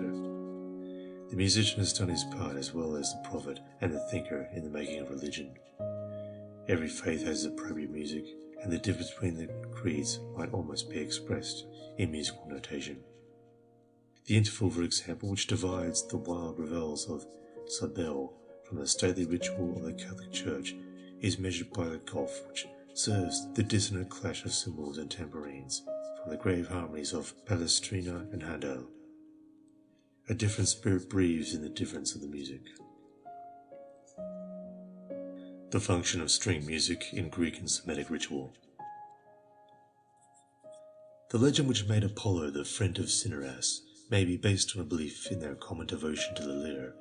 But what function, we may ask, did string music perform in the Greek and the Semitic ritual? Did it serve to rouse a human mouthpiece of the god to prophetic ecstasy? Or did it merely ban goblins and demons from the holy places in the holy service, drawing as it were around the worshippers a magic circle within which no evil thing might intrude. In short, it aimed at summoning good or banishing evil spirits. Was its object inspirational or exorcism? The examples drawn from the lives or legends of Elisha and David prove that with the Hebrews the music of the lyre might be used for either purpose. For while Elisha employed it to tune himself to the prophetic pitch, David resorted to it for the sake of exorcising a foul fiend from Saul. With the Greeks, on the other hand, in historical times, it does not appear that string music served as a means of inducing the condition of trance or ecstasy in the human mouthpieces of Apollo and other oracular gods. On the contrary, its sobering and composing influence, as contrasted with the exciting influence of flute music, is the aspect which chiefly impressed the Greek mind. The religious, or, at all events, the superstitious man, might naturally ascribe the mental composure wrought by grave, sweet music to a riddance of evil spirits. In short, to exorcism, and in harmony with this view, Pindar, speaking of the lyre, says that all things hateful to Zeus in earth and sea tremble at the sound of music. Yet the association of the lyre with the legendary prophet Orpheus, as well as with the oracular god Apollo, seems to hint that in early days its strains may have been employed by the Greeks, as they certainly were by the Hebrews, to bring on that state of mental exaltation in which the thick-coming fancies of the visionary are regarded as divine communications. Which of these two functions of music, the positive or the negative, the inspiring or the protective, predominated in the religion of Adonis, we cannot say. Perhaps the two were not clearly distinguished in the minds of his worshippers. Traditions as to the death of Cinyras. A constant feature in the myth of Adonis was his premature and violent death. If then the king of Paphos regularly personated Adonis, we must ask whether they imitated their divine prototype in death as in life. Tradition varied as to the end of Cinyras. Some thought that he slew himself on discovering his incest with his daughter. Others alleged that, like Marsyas, he was defeated by Apollo in a musical contest and put to death by the victor. Yet he cannot strictly be said to have perished in the flower of his youth if he lived, as Anacreon averred, to the ripe age of 160. If we must choose between the two stories, it is perhaps more likely that he died a violent death, and then that he survived to an age which surpassed that of Thomas Parr by 8 years, though it fell far short of the antediluvian standard. The life of eminent men in remote ages is exceedingly elastic and may be lengthened or shortened in the interest of history at the taste and fancy of the historian. End of Section 3. Section 4. Chapter 4. Sacred Men and Women, Part 1. Part 1. An Alternative Theory. Sacred Prostitution of Western Asia. In the preceding chapter, we saw that a system of sacred prostitution was regularly carried on all over Western Asia, and that both in Phoenicia and in Cyprus, the practice was specially associated with the worship of Adonis. As the explanation which I have adopted of the custom has been rejected in favor of another by writers whose opinions are entitled to be treated with respect, I shall devote the present chapter to a further consideration of the subject, and shall attempt to gather, from a closer scrutiny and a wider survey of the field, such evidence as may set the custom, and with it the worship of Adonis, in a clearer light. At the outset, it will be well to examine the alternative theory which has been put forward to explain the facts. Theory of secular origin. It has been proposed to derive the religious prostitution of Western Asia from a purely secular and precautionary practice of destroying a bride's virginity before handing her over to her husband, in order that the bridegroom's intercourse should be safe from a peril that is much dreaded by men in a certain stage of culture. Among the objections which may be taken to this view are the following. The theory does not account for the religious character of the custom. 1. The theory fails to account for the deeply religious character of the customs as practiced in antiquity all over Western Asia. That religious character appears from the observance of the custom at the sanctuaries of a great goddess, the dedication of the wages of prostitution to her, the belief of the women that they earned their favor by prostituting themselves, and the command of a male deity to serve him in this manner. Not for the prostitution of married women. 2. The theory fails to account for the prostitution of married women at Heliopolis, and apparently also at Babylon and Byblos, for in describing the practice at the two latter places our authorities, Herodotus and Lucian, speak only of women, not of virgins. In Israel also, we know from Hosea that young married women prostituted themselves at the sanctuaries on the hilltops under the shadow of the sacred oaks, poplars, and terebinths. The proverb makes no mention of virgins participating in these orgies. They may have done so, but his language does not imply it. He speaks only of your daughters and your daughters-in-law. The prostitution of married women is wholly inexplicable on the hypothesis here criticized, yet it can hardly be separated from the prostitution of virgins, which in some places at least was carried on side by side with it. Not for the repeated prostitution of the same woman. 3. The theory fails to account for the repeated and professional prostitution of women in Lydia, Pontus, Armenia, and apparently all over Palestine. Yet this habitual prostitution can in its turn hardly be separated from the first prostitution in a woman's life. Or are we to suppose that the first act of unchastity is to be explained in one way and all the subsequent acts in quite another? That the first act was purely secular and all the subsequent acts purely religious? Not for the sacred men beside the sacred women. 4. The theory fails to account for the Kedushim, sacred men, side by side with the Kedushoth, sacred women, at the sanctuaries. For whatever the religious functions of these sacred men may have been, it is highly probable that they were analogous to those of the sacred women and are to be explained in the same way, and irreconcilable with the payment of the women. 5. On the hypothesis which I am considering, we should expect to find a man who deflowers the maid remunerated for rendering a dangerous service, and so in fact we commonly find him remunerated in places where the supposed custom is really practiced. But in Western Asia, it was just the contrary. It was the woman who was paid, not the man. Indeed, so well was she paid that in Lydia and Cyprus the girls earned dowries for themselves in this fashion. This clearly shows that it was the woman and not the man who was believed to render the service. Or are we to suppose that the man had to pay for rendering a dangerous service?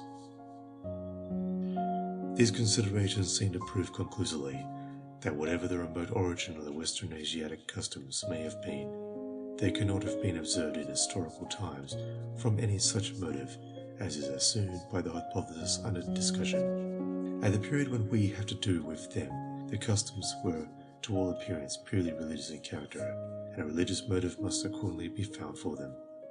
Such a motive is supplied by the theory I adopted, which, so far as I can judge, adequately explains all the known facts. The practice of destroying virginity has sometimes had a religious character. At the same time, in justice to the writers whose views I have criticized, I wish to point out the practice from which they propose to derive the sacred prostitution of Western Asia has not always been purely secular in character. For in the first place, the agent employed is sometimes reported to be a priest, and in the second place, the sacrifice of virginity, as in some places, for example at Rome and in parts of India, being made directly to the image of a male deity. The meaning of these practices is very obscure, and in the present state of our ignorance on the subject, it is unsafe to build conclusions on them. It is possible that what seems to be a purely secular precaution may be only a degenerate form of religious rite. On the other hand, it is possible that the religious rite may go back to a purely physical preparation for marriage, such as is still observed among the Aborigines of Australia. But even if such an historical origin could be established, it would not explain the motives from which the customs described in this volume were practiced by the people of Western Asia in historical times. The true parallel to these customs is a sacred prostitution which is carried on to this day by dedicated women in India and Africa. An examination of these modern practices may throw light on the ancient customs. Part 2. Sacred Women in India. Sacred women in the Tamil temples of southern India. Such women are sometimes married to the god and possessed by him. In India, the dancing girls dedicated to the service of the Tamil temples take the name of Devadasis, servants or slaves of the gods. But in common parlance, they are spoken of simply as harlots. Every Tamil temple of note in southern India has a strip of these sacred women. Their official duties are to dance twice a day, morning and evening, in the temple, to fan the idol with Tibetan oxtails, to dance and sing before it when it is borne in procession, and to carry the holy light called Kambarti. Inscriptions show that in AD 1004, the great temple of the Chola king, Rajaraja, at Tanjore, had attached to it 400 women of the temple, who lived at free quarters in the streets round about it, and were allowed land, free of taxes, out of its endowment. From infancy they are trained to dance and sing in order to obtain a safe delivery. Expectant mothers will often vow to dedicate their child, if she should prove to be a girl, to the service of God. Among the weavers of Tirukali Kundram, a little town in the Madras Presidency, the eldest daughter of every family is devoted to the temple. Girls thus made over to the deity are formally married, sometimes to the idol, sometimes to a sword, before they enter on their duties, from which it appears that they are often, if not regularly, regarded as the wives of the god. Among the Kaikurans, a large caste of Tamil weavers who are spread all over southern India, at least one girl in every family should be dedicated to the temple service. The ritual, as it is observed at the initiation of one of these girls in Coimbatore, includes a form of nuptial ceremony. The relations are invited for an auspicious day, and the maternal uncle, or his representative, ties a gold band on the girl's forehead and, carrying her, places her on a plank before the assembled guests. A Brahmin priest recites the mantrams and prepares a sacred fire, Umam. The uncle is presented with new clothes by the girl's mother. For the actual nuptials, a rich Brahmin, if possible, and if not, a Brahmin of more lowly status is invited. A Brahmin is called in, as he is next in importance to, and the representative of the idol. It is said that, when the man who is to receive her first favours joins the girl, a sword must be placed, at least for a few minutes, by her side. When one of these dancing girls dies, her body is covered with a new cloth, which has been taken for the purpose from the idol, and flowers are supplied from the temple to which she belonged. No worship is performed in the temple until the last rites have been performed over her body, because the idol, being deemed her husband, is held to be in this state of ceremonial pollution common to human mourners, which debars him from the offices of religion. In Maratha, such a female devotee is called Muli. Common folk believe that from time to time the shadow of the god falls on her and possesses her person. At such times, the possessed woman walks herself to and fro, and the people occasionally consult her as a soothsayer, laying money at her feet and accepting as an oracle the words of wisdom or folly that drop from her lips. Nor is the profession of a temple prostitute adopted only by girls. In Tulava, a district in southern India, any woman of the 4 highest castes who wearies of her husband, or, as a widow and therefore incapable of marriage, grows tired of celibacy, may go to a temple and eat of the rice offered to the idol. Thereupon, if she is a Brahmin, she has the right to live either in the temple or outside of its precincts, as she pleases. If she decides to live in it, she gets a daily allowance of rice and must sweep the temple, fan the idol, and confine her amours to the Brahmins. The male children of these women form a special caste called Modar, but are fond of assuming the titles of Stinakas. As many of them as can find employment hang about the temple, sweeping the areas, sprinkling them with cow dung, carrying torches before the gods, and doing other odd jobs. Some of them, debarred from these holy offices, are reduced to the painful necessity of earning their bread by honest work. Their daughters are either brought up to live like their mothers, or are given in marriage to the Stanakas. Brahmin women who do not choose to live in the temples, and all the women of the 3 lower castes, cohabit with any man of pure descent, but they have to pay a fixed sum annually to the temple. In Travancore, the dancing girls are regularly married to the god. In Travancore, a dancing girl attached to a temple is known as a Dasi or Devadasi or Devaratail, a servant of God. The following account of her dedication and way of life deserves to be quoted because, while it ignores the baser side of her vocation, it brings clearly out the idea of her marriage to the deity. Marriage in the case of a Devaratail, in its original import, is a renunciation of ordinary family life and a consecration to the service of God. With a lady nurse at a hospital or a sister at a convent, a Devadasi at a Hindu shrine, such as she probably was in the early ages of Hindu spirituality, would have claimed a favourable comparison. In the ceremonial of the dedication marriage of the Dasi, elements are not wanting which indicate a past quite reverse of disreputable. The girl to be married is generally from 6 to 8 years of age. The bridegroom is the presiding deity of the local temple. The ceremony is done at his house. The expenses of the celebration are supposed to be partially paid from his funds. To instance the practice at the Sanchindram temple, a yoga or meeting of the chief functionaries of the temple arranges the preliminaries. The girl to be wedded bathes and goes to the temple with 2 pieces of cloth, a tali, betel, a rekinut, etc. These are placed by the priest at the feet of the image. The girl sits with her face towards the deity. The priest kindles the sacred fire and goes through all the rituals of the Tirukaliyanam festival. He then initiates the bride into the Panchakshara mantra if in a Saiva temple, and the Ashtakshara if in a Vaishnava temple. On behalf of the divine bridegroom, he presents one of the 2 cloths she has brought as offering and ties a tali around her neck. The practice, how old it is, not possible to say, is then to take her to her house where the usual marriage festivities are celebrated for 4 days. As in Brahminical marriages, the Nelunku ceremony, i.e. the rolling of a coconut by the bride to the bridegroom and vice versa a number of times, is to the accompaniment of music, is gone through, the temple priest playing the bridegroom's part. Thenceforth she becomes the wife of the deity in the sense that she formally and solemnly dedicates the rest of her life to his service with the same constancy and devotion that a faithful wife united in a holy matrimony shows to her wedded lord. The life of a Devadasi, bedecked with all the accomplishments that the muses could give, was one of spotless purity.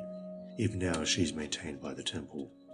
She undertakes fasts in connection with the temple festivals, such as the 7 days fast for the Apamagram ceremony. During the period of this fast, strict continence is enjoined. She is required to take only 1 meal, and that within the temple. In fact, to live and behave and last for a term in the manner ordained for her throughout life. Some of the details of her daily work seem interesting. She attends the Diparadhana, the waving of lighted lamps in front of the deity at sunset every day, sings hymns and prays, dances before his presence, goes round with him in his processions with lights in hand. After procession, she sings a song or 2 from Jayadeva's Gota Govinda, and with a few lullaby hymns, her work for the night is over. When she grows physically unfit for these duties, she is formally invalided by a special ceremony, i.e. Totu Vaikutu, or the laying down of the year penance. It is gone through at the Maharaja's palace, whereafter she becomes a Taikasavi, old mother, entitled only to a subsistence allowance. When she dies, the temple contributes to her funeral expenses. On her deathbed, the priest attends, and after a few ceremonies immediately after death, gets her bathed with saffron powder. Part 3. Sacred Men and Women in West Africa. Among the Igbo peoples of West Africa, the sacred prostitutes are regarded as the wives of the god. Still more instructive for our present purpose are the West African customs. Among the Igbo-speaking peoples of the Slave Coast, recruits for the priesthood are obtained in 2 ways, viz., by the affiliation of young persons and by the direct consecration of adults. Young people of either sex, dedicated or affiliated to a god, are termed kosio, from kono, unfruitful, who is a child dedicated to a god passes into his service and is practically lost to his parents, and C. To run away. As the females become the wives of the god to whom they are dedicated, the termination C in Fodusi, another name for these dedicated women, has been translated wife by some Europeans, but it is never used in the general acceptation of that term, being entirely restricted to persons consecrated to the gods. The chief business of the female Kosi is prostitution, and in every town there is at least one institution in which the best-looking girls between 10 and 12 years of age are received. Hence they remain for 3 years, learning the chants and dances peculiar to the worship of the gods, and prostituting themselves to the priests and the inmates of the male seminaries. And at the termination of their novitate, they become public prostitutes. This condition, however, is not regarded as one for reproach. They are considered to be married to the god, and their excesses are supposed to be caused and directed by him. Properly speaking, their libertinage should be confined to the male worshippers at the temple of the god, but practically it is indiscriminate. Children who are born from such unions belong to the god. These women are not allowed to marry since they are deemed the wives of the god. The human wives of the Python god. Again, in this part of Africa, the female Kosio of Dan Gibi, or Dan Sio, that is, the wives, priestesses, and temple prostitutes of Dan Gibi, the Python god, have their own organization. Generally, they live together in a group of houses or huts enclosed by a fence, and in these enclosures, the novices undergo their 3 years of initiation.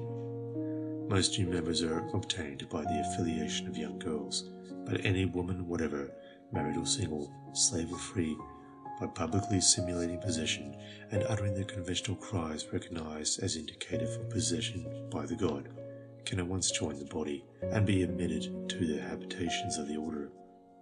The person of a woman who has joined in this manner is inviolable, and during the period of her novitate she is forbidden, if single, to enter the house of her parents, and if married, that of her husband. This inviolability, while it gives women opportunities of gratifying an illicit passion, at the same time serves occasionally to save the persecuted slave or neglected wife from the ill treatment of the lord and master, for she is only to go through the conventional form of possession, and an asylum is assured. The Python god marries these women secretly in his temple, and they father their offspring on him, but it is the priests who consummate the union. Supposed connection between the fertility of the soil and the marriage of women to the serpent.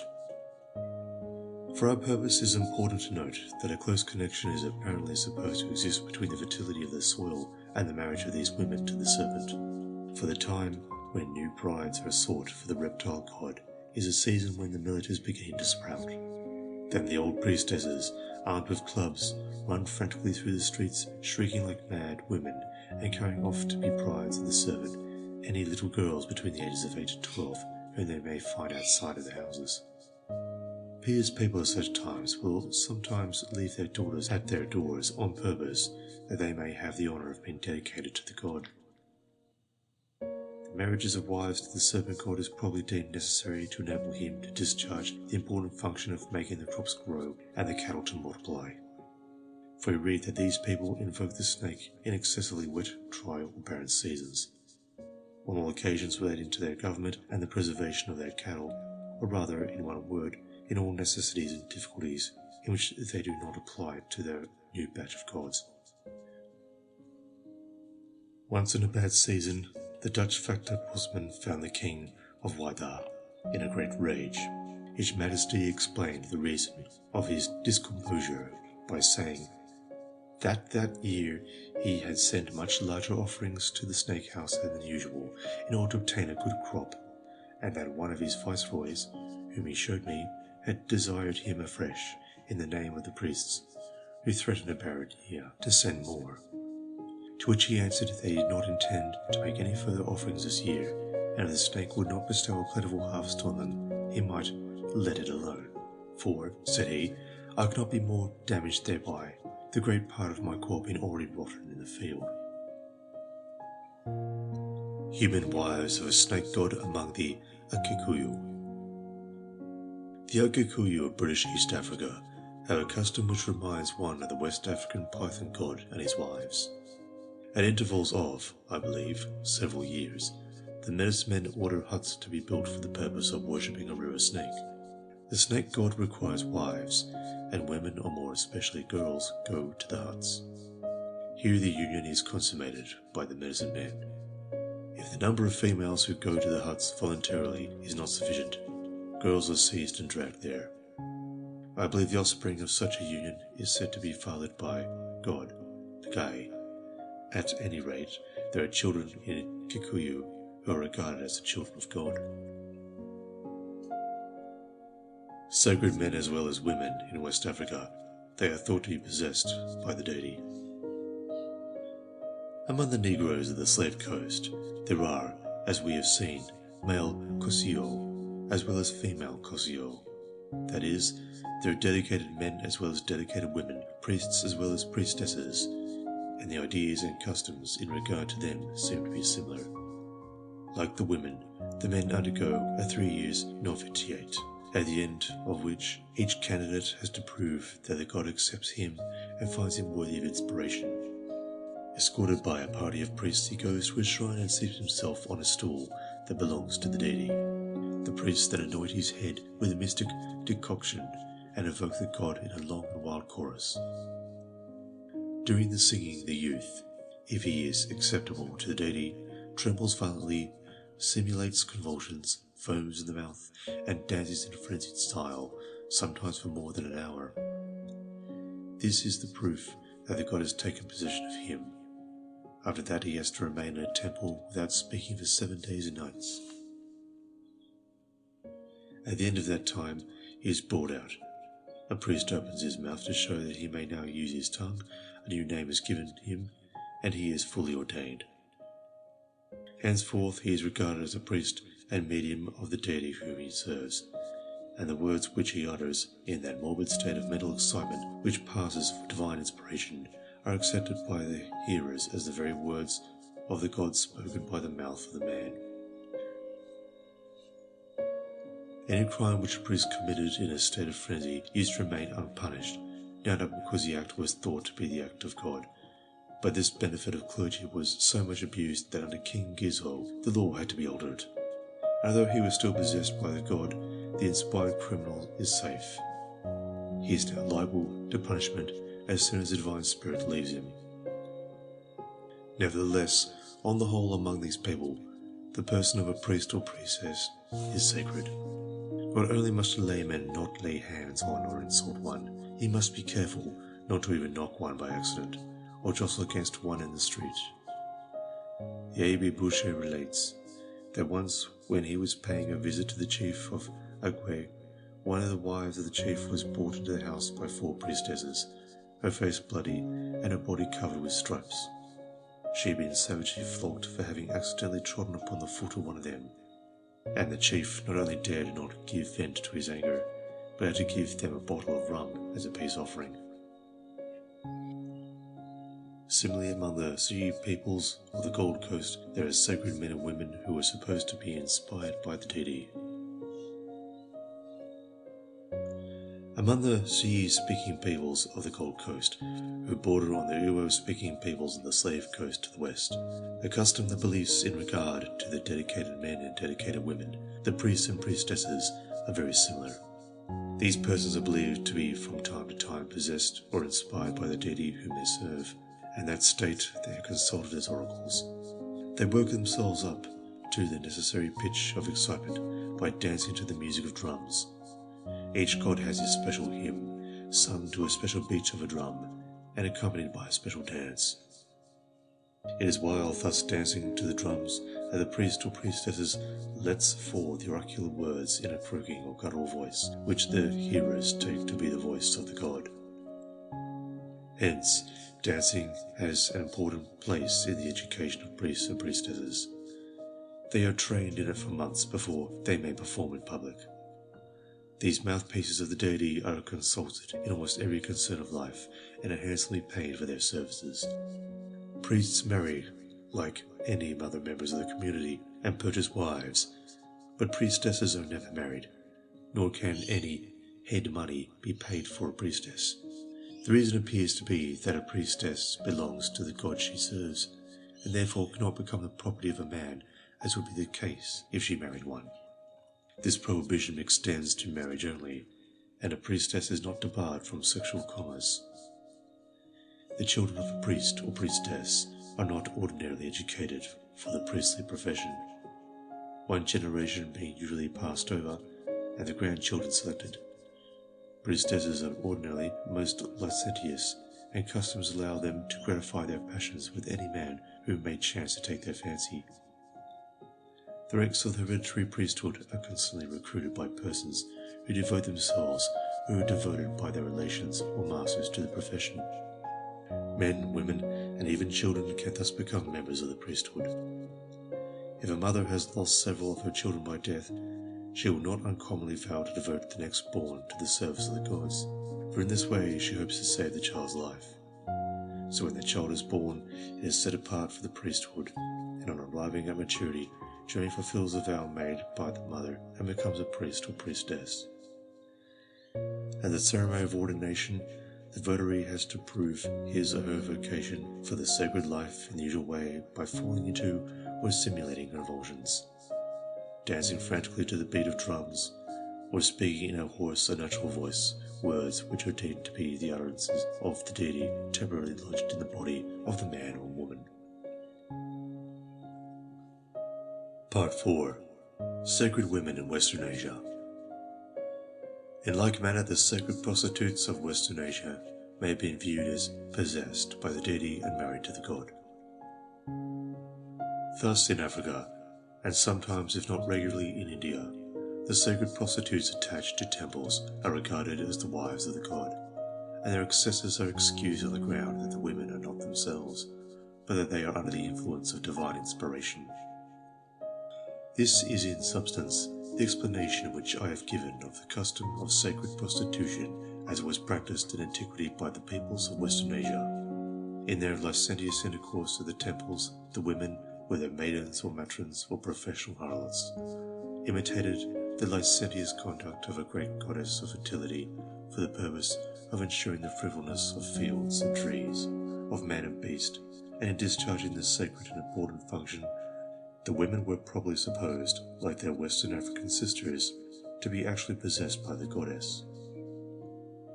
The hypothesis at least explains all the facts in a simple and natural manner, and in assuming that women could be married to gods, it assumes the principle which we know to have been recognized in Babylon, Assyria, and Egypt.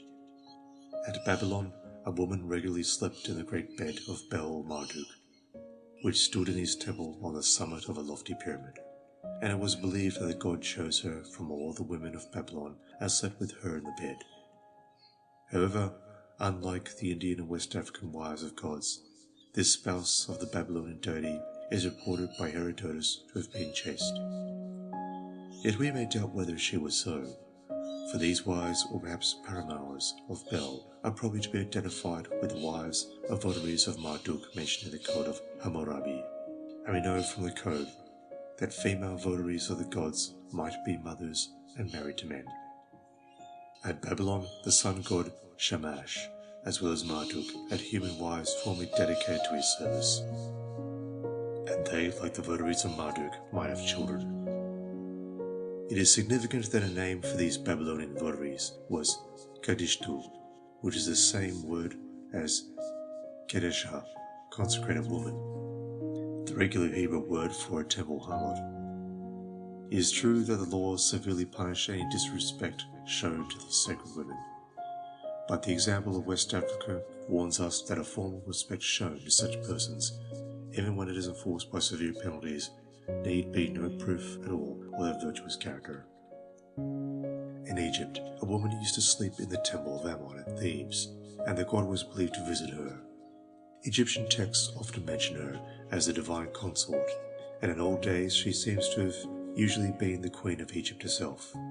But in the time of Strabo, at the beginning of our era, these consorts or concubines of Ammon, as they were called, were beautiful young girls of noble birth who held office only till puberty. During their term of office, they prostituted themselves freely to any man who took their fancy. After puberty, they were given in marriage, and a ceremony of mourning was performed with them as if they were dead. When they died in good earnest, their bodies were laid in special graves. Part 5. Sacred Men in Western Asia. Similarly, the sacred men, Kadashim, of Western Asia, may have been regarded as possessed by the deity and as acting and speaking in his name. As in West Africa, the dedicated women have their counterpart in the dedicated men, so it was in Western Asia, for there, the sacred men, Kadashim, clearly correspond to the sacred women, Kadashoth. In other words, the sacred male slaves of the temples were the complement of the sacred female slaves. And as the characteristic feature of the dedicated men in West Africa is their supposed possession or inspiration by the deity, so we may conjecture, was it with the sacred male slaves, the Kadashim of Western Asia, they too may have been regarded as temporary or permanent embodiments of the deity, possessed from time to time by his divine spirit, acting in his name and speaking with his voice. At all events, we know that this was so at the Sanctuary of the Moon among the Albanians of the Caucasus. The sanctuary owned church lands of great extent peopled by sacred slaves, and it was ruled by a high priest who reigned next after the king. Many of these slaves were inspired by the deity and prophesied, and one of them had been for some time in this state of divine frenzy, wandering alone in the forest. The high priest had him caught, bound with a sacred chain, and maintained in luxury for a year. Then the poor wretch was led out, anointed with urgens, and sacrificed with other victims to the moon. The mode of sacrifice was this. A man took a sacred spear and thrust it through the victim's side to the heart. As he staggered and fell, the rest observed him closely and drew omens from the manner of his fall. Then the body was dragged or carried away to a certain place where all his fellows stood upon it by way of purification. To this custom the prophet, or rather the maniac, was plainly supposed to be moonstruck in the most literal sense, that is, possessed or inspired by the deity of the moon, who was perhaps thought by the Albanians, as by the Phrygians, to be a male god, since his chosen minister and mouthpiece was a man, not a woman. It can hardly therefore be deemed improbable that at other sanctuaries of Western Asia, where sacred men were kept, these ministers' religion should have discharged a similar prophetic function, even though they did not share the tragic fate of the moonstruck Albanian prophet. Nor was the influence of these Asiatic prophets confined to Asia. In Sicily, the spark which kindled the devastating Servile War was struck by a Syrian slave, who simulated the prophetic ecstasy in order to rouse his fellow slaves to arms in the name of the Syrian goddess. To inflame still more his inflammatory words, this ancient Mahdi ingeniously interloaded them with real fire and smoke, which by a common conjurer's trick he breathed from his lips. Resemblance of the Hebrew prophets to the sacred men of Western Africa. In like manner, the Hebrew prophets were believed to be temporarily possessed and inspired by a divine spirit who spoke through them, just as a divine spirit is supposed by West African Negroes to speak through the mouth of the dedicated men, his priests. Indeed, the points of resemblance between the prophets of Israel and West Africa are close and curious. Like their black brothers, the Hebrew prophets employed music in order to bring on the prophetic trance. Like them, they received the divine spirit through the application of a magic oil to their heads. Like them, they were apparently distinguished from common people by certain marks on the face. And like them, they were consulted not merely in great national emergencies, but in the ordinary affairs of everyday life, in which they were expected to give information and advice for a small fee. For example, Samuel was consulted about lost houses, just as a Zulu diviner is consulted about lost cows, and we have seen Elisha acting as a dowser when water ran short. Indeed, we learn that the old name for a prophet was a seer, a word which may be understood to imply that his special function was divination rather than prophecy in the sense of prediction. Be that as it may, prophecy of the Hebrew type has not been limited to Israel, is indeed a phenomenon of almost worldwide occurrence. In many lands and in many ages, The wild, whirling words of frenzied men and women have been accepted as the utterances of an indwelling deity. What does distinguish Hebrew prophecy from all others is that the genius of a few members of the profession wrested this vulgar but powerful instrument from baser users. By wielding it in the interest of a higher morality, rendered a service of incalculable value to humanity. That's indeed the glory of Israel, but is not the side of prophecy with which we are here concerned. Inspired prophets at Biblos. More to our purpose is to note that prophecy of the ordinary sort appears to have been in vogue at Byblos, the sacred city of Adonis, centuries before the lifetime of the earliest Hebrew prophet whose writings have come down to us. When the Egyptian traveller Ammon was lingering in the port of Byblos under the king's orders to quit the place, the Spirit of God came on one of the royal pages or henchmen, and in a prophetic frenzy he announced that the king should receive the Egyptian stranger as a messenger sent from the god Ammon. The god who thus took possession of the page and spoke through him was probably Adonis, the god of the city. With regard to the office of these royal pages, we have no information, but as ministers of a sacred king and liable to be inspired by the deity, they would naturally be themselves sacred. In fact, they may have belonged to the class of sacred slaves, or kedishim. If that was so, it would confirm the conclusion to which the foregoing investigation points, namely, that originally no sharp line of distinction existed between the prophets and the kedishim. Both were men of God, as the prophets were constantly called. In other words, they were inspired mediums, men in whom the God manifested himself from time to time by word and deed, in short, temporary incarnations of the deity.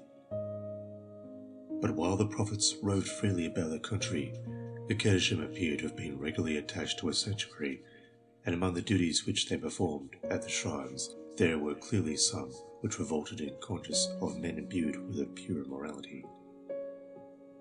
What these duties were, we may surmise partially from the behaviour of the sons of Eli to the women who came to the tabernacle, partially from the beliefs and practices as to the holy men, which survive to this day among the Syrian peasantry. Holy men in modern Syria. Of these holy men, we are told that, so far as they are not impostors, they are men whom we would call insane, known among the Syrians as Majnun, possessed by a jinn or spirit. They often go in filthy garments or without clothing, since they are regarded as intoxicated by deity. The most dignified men, and at the highest standing among the Muslims, submit to utter indecent language at their bidding without rebuke, and ignorant Muslim women do not shrink from their approach, because in their superstitious belief they attribute to them, as men possessed by God, a divine authority which they dare not resist. Such an attitude of compliance may be exceptional, but there are more than rumours of its existence. These holy men differ from the ordinary dervishes whom travellers so often see in Cairo, and from the ordinary madmen who are kept in fetters, so that they may not do injury to themselves and others. By their appearance, and the expressions regarding them, afford some illustrations of the popular estimate of ancient seers, or prophets, in the time of Hosea. The prophet is a fool, the man that hath this spirit is mad. And in the time of Jeremiah, the man who made himself a prophet was considered as good as a madman. To complete the parallel, vagabonds are also believed to be possessed of prophetic power, so that they are able to foretell the future and warn the people among whom they live of impending danger. The license accorded to such holy men may be explained by the desire of women for offspring. We may conjecture that with women a powerful motive for submitting to the embraces of the holy men is a hope of obtaining offspring by them.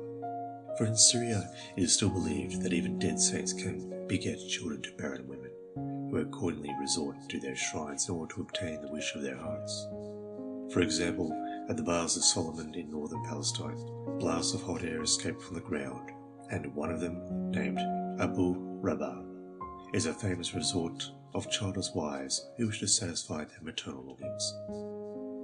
They let the hot air stream up over their bodies and really believe that children born to them after such a visit are begotten by the saint of the shrine. but the saint who enjoys the highest reputation in this respect is St. George. He reveals himself at his shrines, which are scattered all over the country. Each of them is a tomb, or the likeness of a tomb. The most celebrated of these sanctuaries is at Kalat el-Hozn in northern Syria. Barren women of all sects, including Muslims, resort to it. There are many natives who shrug their shoulders when this shrine is mentioned in connection with women, but it's doubtless true that many do not know what seems to be its true character, and who think that the most puissant saint, as they believe, in the world can give them sons. But the true character of the place is beginning to be recognized, so that many Muslims have bidden their wives to visit it. Part 6. Sons of God. Belief that men and women may be the offspring of a god. Customs like the foregoing may serve to explain the belief, which is not confined to Syria, that men and women may be, in fact, and not merely in metaphor, the sons and daughters of a god. For these modern saints, whether Christian or Muslim, who father the children of Syrian mothers, are nothing but the old gods under a thin disguise. Even in antiquity, as at the present day, Semitic women often repair to shrines in order to have the reproach of barrenness removed from them, and the prayer of Hannah is a familiar example of the practice. We could easily understand not only the tradition of the sons of God who begat children on the daughters of men, but also the exceedingly common occurrence of the divine titles and Hebrew names of human beings.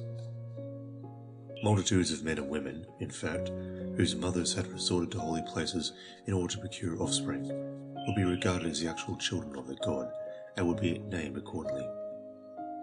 Hence Hannah called her infant Samuel, which means name of God, or his name is God, and probably she sincerely believed that the child was actually begotten in her womb by the deity. The dedication of such children to the service of God at the sanctuary was merely giving back the divine Son to the divine Father. Similarly, in West Africa, when a woman has got a child at the shrine of Agbazia, the god who alone bestows offspring on women, she dedicates him or her as a sacred slave to the deity. The saints in modern Syria are the equivalents of the ancient Bough or Adonis. Thus, in the Syrian beliefs and customs of today, we probably have the clue to the religious prostitution practiced in the very same regions in antiquity. Then as now, women look to the local god, the Baal or Adonis of old, the Abu Rabba or St. George of today, to satisfy the natural craving of a woman's heart. And then, as now, apparently, the part of the local god was played by sacred men, who impersonating him may often have sincerely believed that they were acting under divine inspiration, and that the functions which they discharged were necessary for the fertility of the land as well as for the propagation of the human species. The purifying influence of Christianity and Mohammedanism has restricted such customs within narrow limits. Even under Turkish rule, they are now only carried on in holes and corners. Yet if the practice has dwindled, the principle which it embodies appears to be fundamentally the same. It is a desire for the continuance of the species, and a belief that objects so natural and legitimate can be accomplished by divine power manifesting itself in the bodies of men and women. Belief in the physical fatherhood of God is not confined to Syria, sons of the serpent god. The belief in the physical fatherhood of God has not been confined to Syria in ancient and modern times. Elsewhere, many men have been counted the sons of God in the most literal sense of the word, being supposed to have been begotten by his Holy Spirit in the wombs of mortal women. Here I shall merely illustrate the creed by a few examples drawn from classical antiquity. Thus, in order to obtain offspring, women used to resort to the great sanctuary of Aesculapius, situated in a beautiful upland valley to which a path, winding through a long wooded gorge, leads from the bay of Epidaurus. Here the women slept in the holy place and were visited in dreams by a serpent, and the children to whom they afterwards gave birth were believed to have been begotten by the reptile. That the serpent was supposed to be the god himself seems certain. Aesculapius repeatedly appeared in the form of a serpent, and live serpents were kept and fed in his sanctuaries for the healing of the sick. being no doubt regarded as his incarnations. Hence the children born to women who had thus visited the sanctuary of Aesculapius were probably fathered on the serpent god. Many celebrated men in classical antiquity were thus promoted to the heavenly hierarchy by similar legends of a miraculous birth. The famous Attis of Sicyon was certainly believed by his countrymen to be a son of Aesculapius. His mother is said to have got him in intercourse with the serpent. Probably she slept either in the shrine of Aesculapius at Sicyon, where a figurine of her was shown seated on a serpent, or perhaps in the more secluded sanctuary of the god of Titan, not many miles off, where the sacred serpents crawled among ancient cypresses on the hilltop which overlooks the narrow green valley of the Osiris, with the white turbid river rushing in its depths. There, under the shadow of the cypresses, with the murmur of the Osiris in her ears, the mother of Attis may have conceived, or fancied she conceived, the future deliverer of his country. Again, the mother of Augustus is said to have got him by intercourse with the serpent in a temple of Apollo. Hence the emperor was reputed to be the son of that god. Similar tales were told by the Messenian hero Aristomenes, Alexander the Great, and the elder Scipio. All of them were reported to have been begotten by snakes. In the time of Herod, a serpent, according to Eliane, in like manner made love to a Judean maid. Can the story be a distorted rumor of the parentage of Christ? Women fertilized by stone serpents in India. In India, even stone serpents are credited with a power of bestowing offspring on women. Thus the Chromatis of Mysore worship Naga, or the serpent god. The worship is generally confined to women and is carried on a large scale once a year on the 5th day of the bright fortnight of Sravana, July and August. The representations of serpents are cut in stone slabs and are set up around the Asvatha tree on a platform, which is also generally planted a monocosyl tree. These snakes and stones are set up in performance of vows and are said to be especially efficacious in curing bad sores and other skin diseases and in giving children. The women go to such places for worship with milk, fruits, and flowers on the prescribed day, which is observed as a feast day. They wash the stones, smear them with turmeric, and offer them curds and fruits. Sometimes they search out the dens of serpents and pour milk into the holes for the live reptiles. End of Section 4. Section 5. Chapter 4. Sacred Men and Women, Part 2. Part 7. Reincarnation of the Dead. Belief that the dead come to life in the form of serpents. The reason why snakes were so often supposed to be the fathers of human beings is probably to be found in the common belief that the dead come to life and revisit their old homes in the shape of serpents. This notion is widely spread in Africa, especially among tribes of the Bantu stock.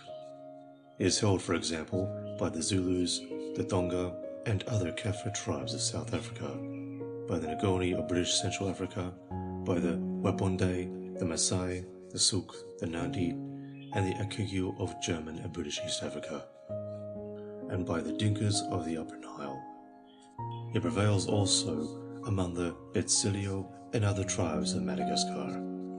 Among the Iban or Sea Dyaks of Borneo, a man's guardian spirit, Tua, has its external manifestation in a snake, a leopard, or some other denizen of the forest.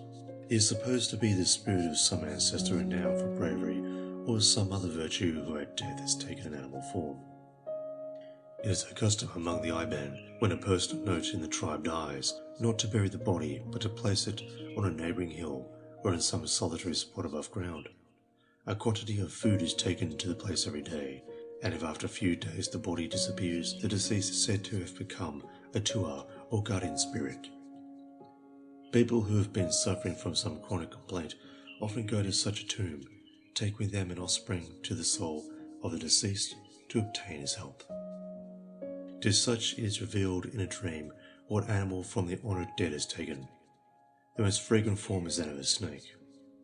Thus, when a snake is found in a Dyak house, it is seldom killed or driven away. Food is offered to it, for it is a guardian spirit who has come to inquire after the welfare of its clients and bring them good luck. Anything that may be found in the mouth of such a snake is taken and kept as a charm.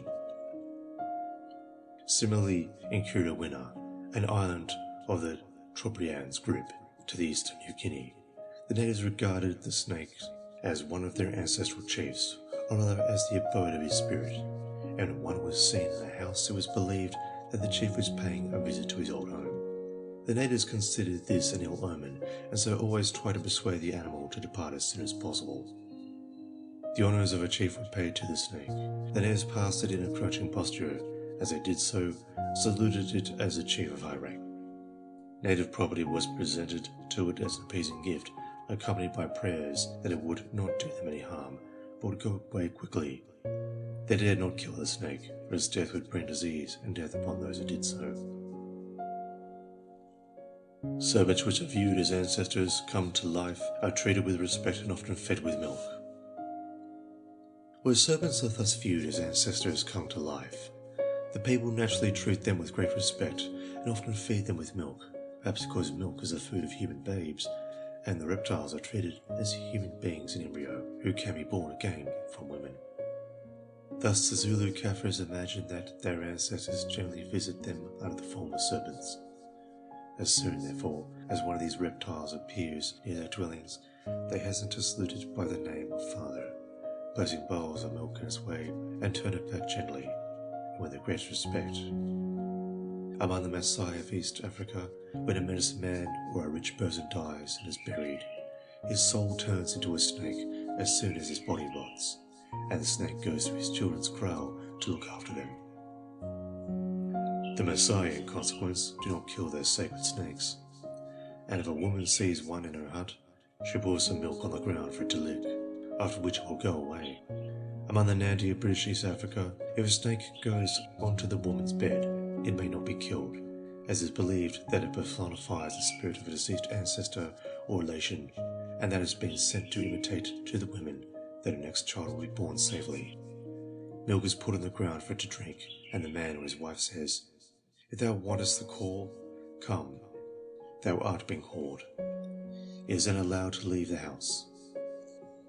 If a snake enters the houses of old people, they give it milk and say, "If thou wantest the call, go to the huts of the children," and they drive it away. This association of the serpent, regarded as an incarnation of the dead, both with the marriage bed and with the huts of young people, points to a belief that the deceased person who is incarnate in the snake may be born again as a human child into the world.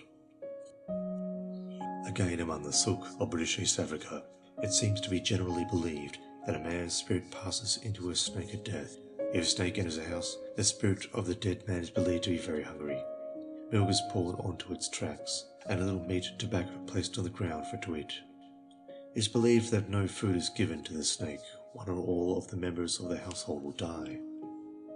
It, however, may nonetheless be killed if encountered outside the house, and if at the time of its death it is inhabited by the spirit of a dead man, the spirit dies also. The Akiku of British East Africa, who similarly believe that snakes are Ngoma or spirits of the departed, do not kill a snake but pour out honey and milk for it to drink, which they say it licks up, then goes its way. If a man causes the death of the snake, he must without delay summon the senior elders of the village and slaughter a sheep, which they eat, and cut a rakwaru from the skin of its right shoulder for the offender to wear on his right wrist. If this ceremony is neglected, he, his wife, and his children will die. Among the Baganda, the python god Selwanga had his temple on the shore of the Lake Victoria Nyanza, where he dwelt in the form of a live python.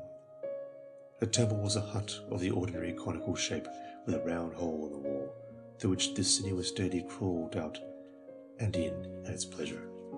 A woman lived in the temple, and it was her duty to feed the python daily with fresh milk from a wooden bowl, which he held out to the divine reptile while she drained it. The serpent was thought to be the giver of children, hence young couples living in the neighbourhood always came to the shrine to ensure the blessing of the god on their union, and childless women repaired from long distances to be relieved by him from the curse of barrenness. It is not said that the python god embodied the soul of a dead ancestor, but it may have been so. His power of bestowing offspring on women suggests it. The Greeks and Romans seem to have shared the belief that the souls of the dead can be reincarnated in serpents. The Romans and Greeks appear to have also believed that the souls of the dead were incarnate in the bodies of serpents. Among the Romans, the regular symbol of the genius or guardian spirit of every man was a serpent, and in Roman houses, serpents were lodged and fed in such numbers that if their swarms had not been sometimes reduced by conflagrations, there would have been no living for them. In Greek legend, Cadmus and his wife Harmonia were turned at death into snakes. When the Spartan king Cleomenes was slain and crucified in Egypt, a great serpent coiled round his head on the cross and kept off the vultures from his face. The people regarded the prodigy as a proof that Cleomenes was a son of the gods. Again, when Plotinus lay dying, a snake crawled from under his bed and disappeared into a hole in the wall, and at the same moment the philosopher expired. Apparently, superstition saw in these serpents the souls of the dead men.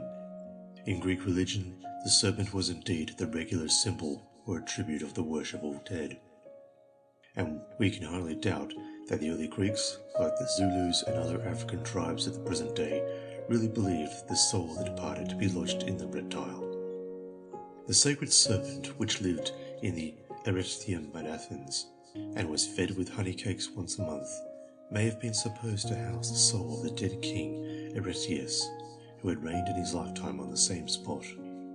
Perhaps the libations of milk which the Greeks poured upon graves were intended to be drunk by serpents as the embodiments of the deceased.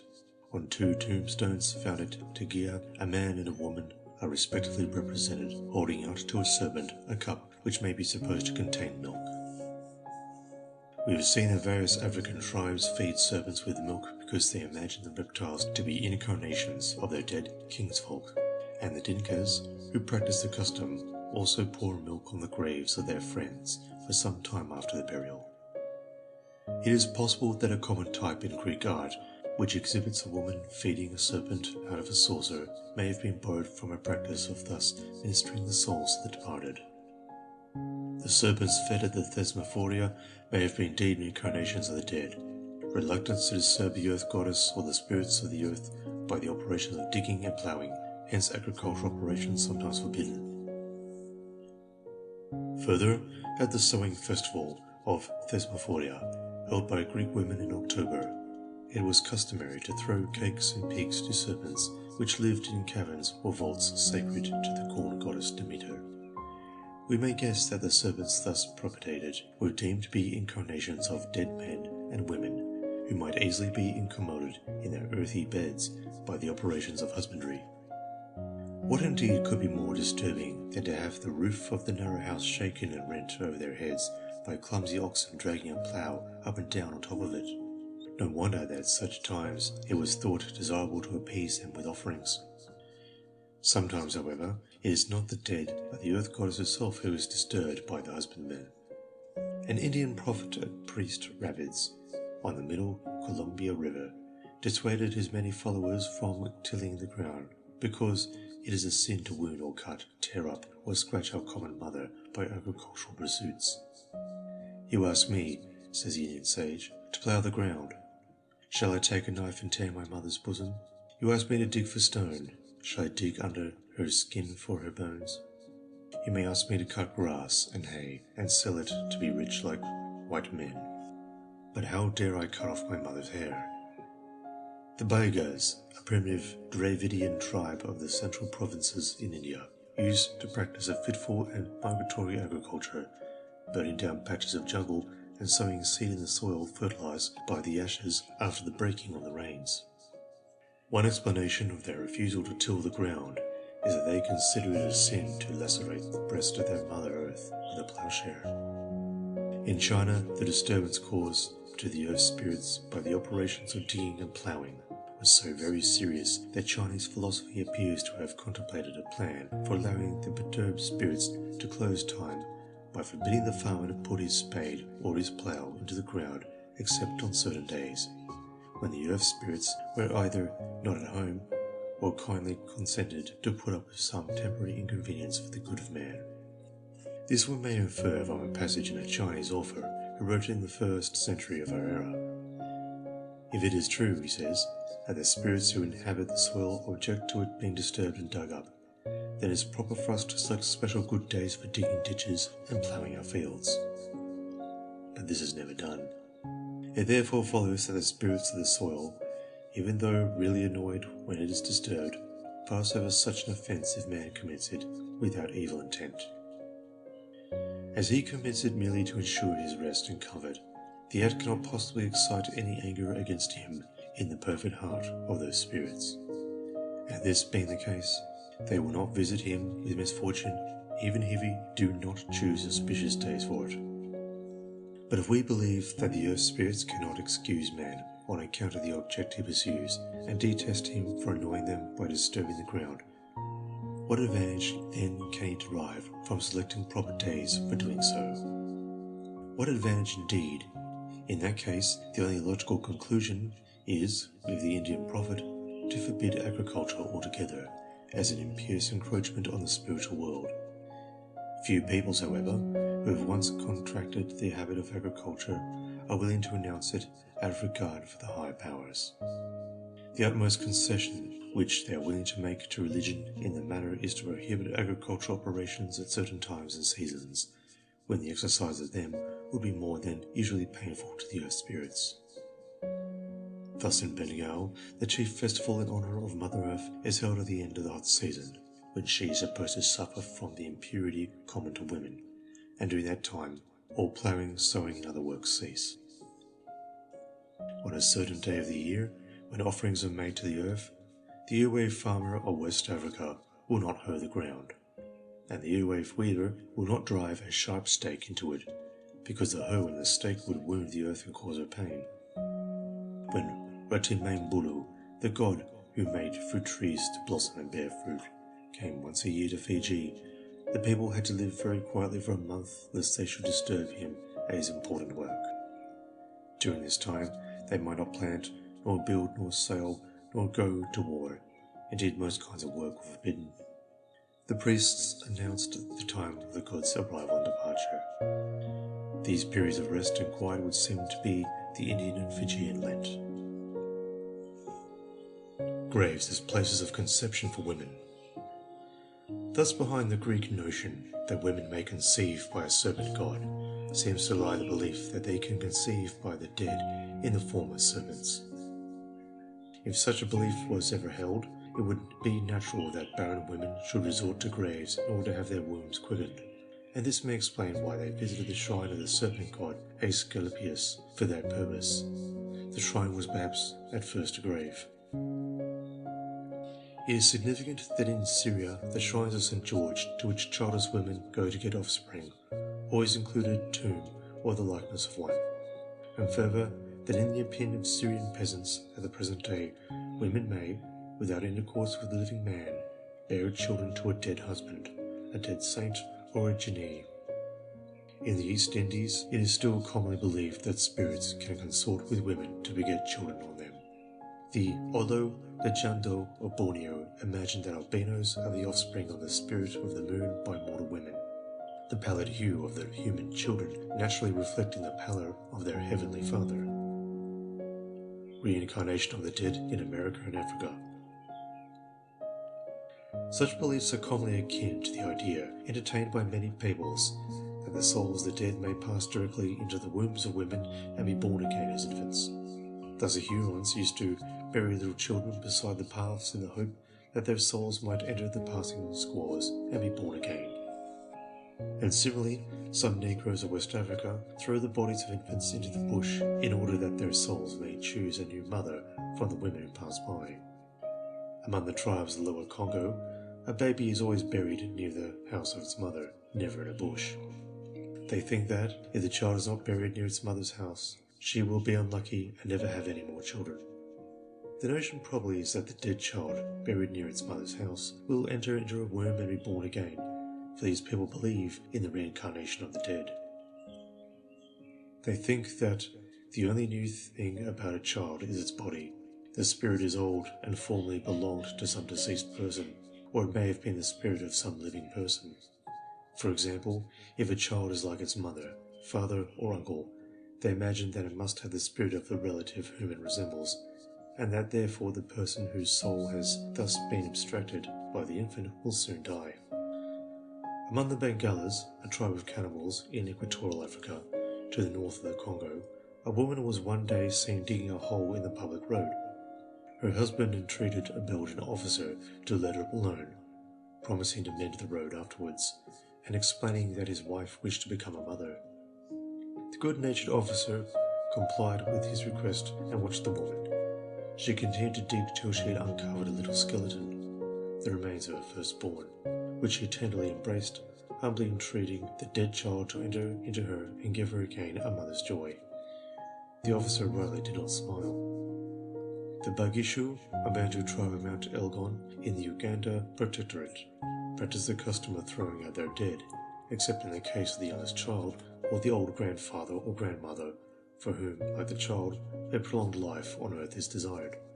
When it is desired to perpetuate on the earth the life of some old man or woman, or that of some young baby, the corpse is buried inside the house or just under the eaves, until another child is born to the nearest relation of the corpse. This child, male or female, takes the name of the corpse, and the Bagishu firmly believe that the spirit of the dead has passed into this new child and lives again on earth. The remains are then dug up and thrown out into the open. Measures taken to prevent the rebirth of undesirable spirits. Belief of the Baganda that a woman can be impregnated by the flower of the banana.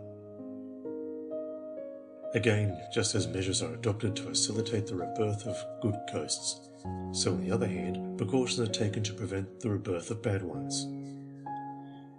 Thus, with regard to the Baganda of Central Africa, we read that, while the present generation know the cause of pregnancy, the people in the earlier times were uncertain as to its real cause, and thought that it was possible to conceive without any intercourse with the male sex.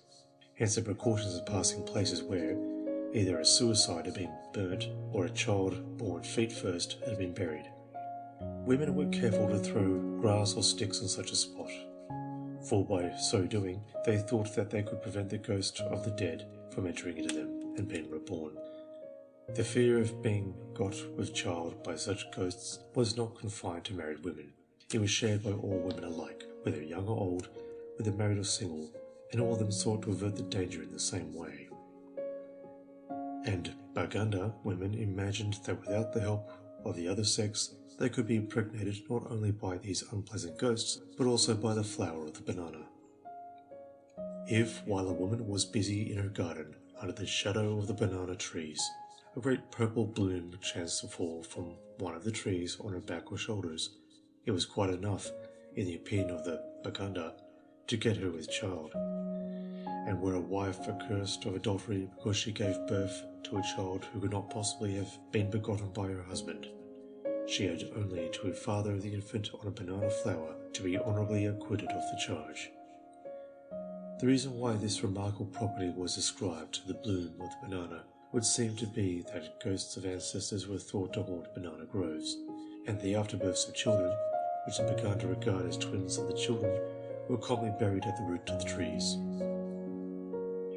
What more natural than a ghost should lurk in each flower, and dropping adroitly in the likeness of blossom on a woman's back, effect a lodgment in her womb. Reincarnation of the dead in India. Means taken to facilitate the rebirth of dead children. Again, when a child dies in northern India, it is usually buried under the threshold of the house, in the belief that as the parents tread daily over its grave, its soul will be reborn in the family. Here, as Mr. Rose suggests, we reach an explanation of the rule that children of Hindus are buried, not cremated. Their souls do not pass into the ether with the smoke of the pyre, but remain on earth to be reincarnated in the household. In the Punjab, this belief in the reincarnation of dead infants gives rise to some quaint or pathetic customs.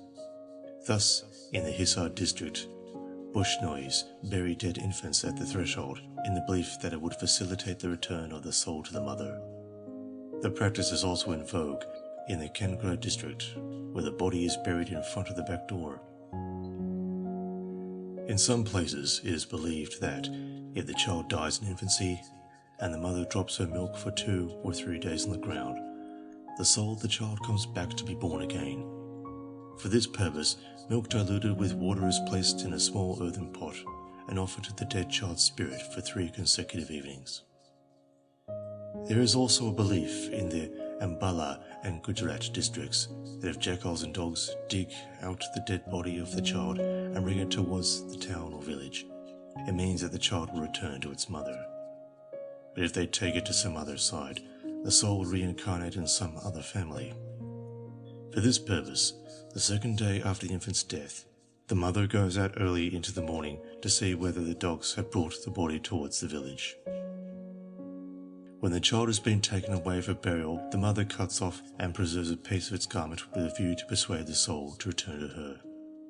Barren women or those who have lost children in infancy tear a piece off the clothing of a dead child and stitch it to their wearing apparel, believing that the soul of the child will return to them instead of its own mother. On this account, people take great care not to lose the clothes of dead children, and some bury them in the house. In Bilaspur, a stillborn child, or one who has passed away before the Chatti, the 6th day, the day of purification, is not taken out of their house for burial, but is placed in an earthen vessel and is buried in the doorway or in the yard of the house. Some say that this is done in order that the mother may bear another child. Here in Bilaspur, the people have devised a very simple way of identifying a dead person when he or she is born again as an infant. When anybody dies, they mark the body with soot or soil, and the next baby born in the family with a similar mark is hailed as the departed come to life again. Among the Khois of the Godavari district in southern India, the dead are usually burnt, but the bodies of children and of young men and women are buried. If a child dies within a month of its birth, it is generally buried close to the house, so that the rain, dripping from the eaves, may fall upon the grave and thereby cause the parents to be blessed with another child. Apparently it is supposed that the soul of the dead child, refreshed and revived by the rain, will pass again to the mother's womb. Indian criminal records contain many cases in which the ceremonial killing of a male child has been performed as a cure for barrenness. The theory being that the soul of the murdered boy becomes reincarnated in the woman, who performs the rite with a desire to secure offspring. Usually, she effects union with the spirit of the child by bathing over its body or in the water in which the corpse has been washed. Cases have recently occurred in which the woman actually bathed in the blood of the child. Bringing back the soul of the dead in a fish or insect, stories of the virgin birth, reincarnation of the dead among the South Slavs. On the 5th day after a death, the Gonds perform the ceremony of bringing back the soul. They go to the bank of a river, call aloud the name of the deceased, and entering the water, catch a fish or an insect. This creature they then take home and place among the sainted dead of the family, supposing that, in this manner, the spirit of the departed has been brought back to the house. Sometimes the fish or insect is eaten in the belief that it will be thus reborn as a child. This last custom explains the widely diffused story of virgins who have conceived by eating of a plant or an animal, or merely by taking it to their bosom. In all such cases, we may surmise that the plant or animal was thought to contain the soul of a dead person, which thus passed into the virgin's womb and was born again as an infant. Among the South Slavs, childless women often resort to a grave in which a pregnant woman is buried. There they bite some grass from the grave, invoke the deceased by name, and beg her to give them the fruit of her womb. After that, they take a little of the mould from the grave and carry it about with them, thenceforth under their girdle. Apparently they imagine that the soul of the unborn infant is in the grass or the mould and will pass from it into their body. Belief in the Kai, that women may be impregnated without sexual intercourse. Belief in the island of Mota, that a woman can conceive through the entrance into her of a spirit animal or fruit. Among the Kai of German New Guinea, Impossible as it may be thought, it is yet a fact that women here and there deny in all seriousness the connection between sexual intercourse and pregnancy. Of course, most people are clear as to the process. The ignorance of some individuals is perhaps based on the consideration that not uncommonly married women remain childless for years or for life. Finally, the animistic faith contributes its share to support the ignorance. In some islands of southern Melanesia, the natives appear similarly to believe that sexual intercourse is not necessary to impregnation, and that a woman can conceive through the simple passage into a womb of a spirit animal or a spirit fruit without the help of a man. In the island of Malta, one of the Banks group, the course of events is usually as follows. A woman sitting down in her garden or in the bush or on the shore finds an animal or fruit in her loincloth. She takes it up and carries it to the village, where she asks the meaning of the appearance. The people say that she will give birth to a child who will have the characters of this animal, or even, it appeared, would be himself or herself the animal. The woman then takes the creature back to the place where she had found it and places it in its proper home. If it is a land animal, on the land; if a water animal, in the pool or stream from which it had probably came. She builds up a wall round it and goes to feed and visit it every day. After a time, the animal will disappear, and it is believed that that is because the animal has, at the time of its disappearance, entered into the woman. It seems quite clear that there was no belief in physical impregnation on the part of the animal, nor of the entry of a material object in the form of the animal into her womb. But so far as I could gather, an animal found in this way was regarded as more or less supernatural, a spirit animal, and not one material from the beginning. It has happened in the memory of an old man now living in Malta that a woman who has found an animal in her loincloth has carried it carefully in her closed hands to the village, but that when she opened her hands to show it to the people, the animal has gone, and in this case it was believed that the entry had taken place while the woman was in her way from the bush to the village. When the child is born, it is regarded as being in some sense the animal or fruit which has been found and tended by the mother.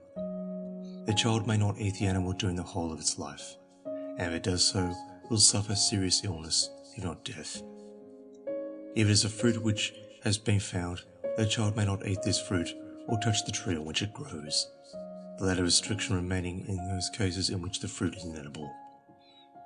I inquired into the idea at the bottom of the prohibition of the animal as food, and it appeared to be that the person would be eating himself. It seemed that the act would be regarded as a kind of cannibalism. It was evident that there is a belief in the most intimate relation between the person and all individuals of the species with which he is identified. A further aspect of the belief in the animal nature of a child is that it partakes of the physical and mental characters of the animal with which it is identified. Thus, if the animal found has been a sea snake, and this is a frequent occurrence, the child would be weak, indolent and slow. If an eel, there would be a similar disposition. If a hermit crab, the child would be hot-tempered. If a flying fox, it will also be hot-tempered, and the body will be dark. If a brush turkey, the disposition will be good. If a lizard, the child will be soft and gentle. If a rat, thoughtless, hasty, and intemperate. If the object found has been a fruit, here also the child will partake of its nature. In the case of a wild Malay apple, Malmal agaviva, the child will have a big belly. If a person with this condition will be asked, "Do you come from the Malmal agaviga?" Again, if the fruit is one called Omoro karaguats, the child will have a good disposition. Similar belief in the island of Motlev. In the island of Motlev, not far from Malta, they have the same belief that if a mother has found an animal in her dress, the child will be identified with that animal and will not be allowed to eat it. Here again, the child is believed to have the characters of the animal, and two instances given where that a child identified with a yellow crab will have a good disposition and be of a light colour, while if a hermit crab has been found, the child will be angry and disagreeable. In this island, a woman who desires her child to have certain characters will frequent a place where she will be likely to encounter the animal, which causes the appearance of these characters. Thus, if she wants to have a light-coloured child, she will go to a place where there are light-coloured crabs. Australian beliefs as to the birth of children, reincarnation of the dead in Central Australia. Throughout a large part of Australia, particularly in the centre, the north and the west, the Aborigines hold that the commerce of the human sexes is not necessary to the production of children. Many of them go further and deny that sexual intercourse is the real cause of the propagation of the species. Among the Arunta, Kaitish, Luritra, Ilpira and other tribes who roam the barren steppes of Central Australia, it appears to be a universal article of belief that every person is a reincarnation of a deceased ancestor, and the souls of the dead pass directly into the wombs of women who give them birth without the need of commerce with the other sex. They think that the spirits of the departed gather and dwell at particular spots, marked by a natural feature such as a rock or a tree, and that from these lurking places they dart out into the bodies of passing women or girls. When a woman feels her womb quickened, she knows her spirit has made its way into her from the nearest abode of the dead. This is their regular explanation of conception and childbirth. The natives, one and all in these tribes, believe that the child is the direct result of the entrance into the mother of an ancestral spirit individual. They have no idea of procreation as being associated with sexual intercourse, and firmly believe that children can be born without this taking place. The spots where the souls thus congregate waiting to be born again are usually the places where the remote ancestors of the dream time are said to have passed into the ground. That is, they are the places where the forefathers of the tribe are supposed to have died or to have been buried. For example, in the Warramunga tribe, the ancestor of the Black Snake clan is said to have left many spirits of black snake children in the rocks and trees which border a certain creek. Hence no woman at the present day dares to strike one of these trees with an axe, being quite convinced that the blow would release one of the spirit children who had at once entered her body.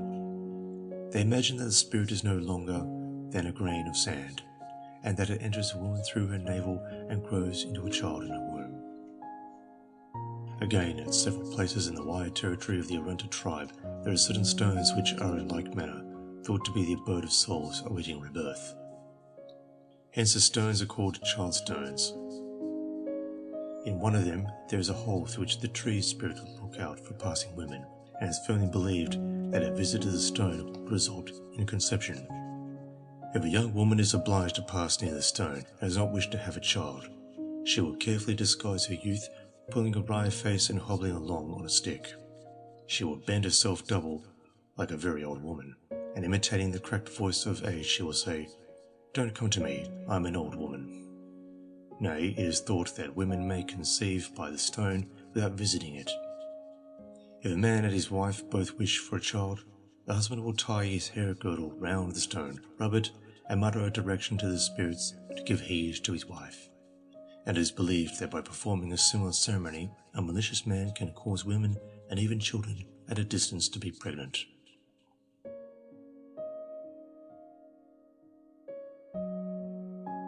Reincarnation of the dead in Northern Australia.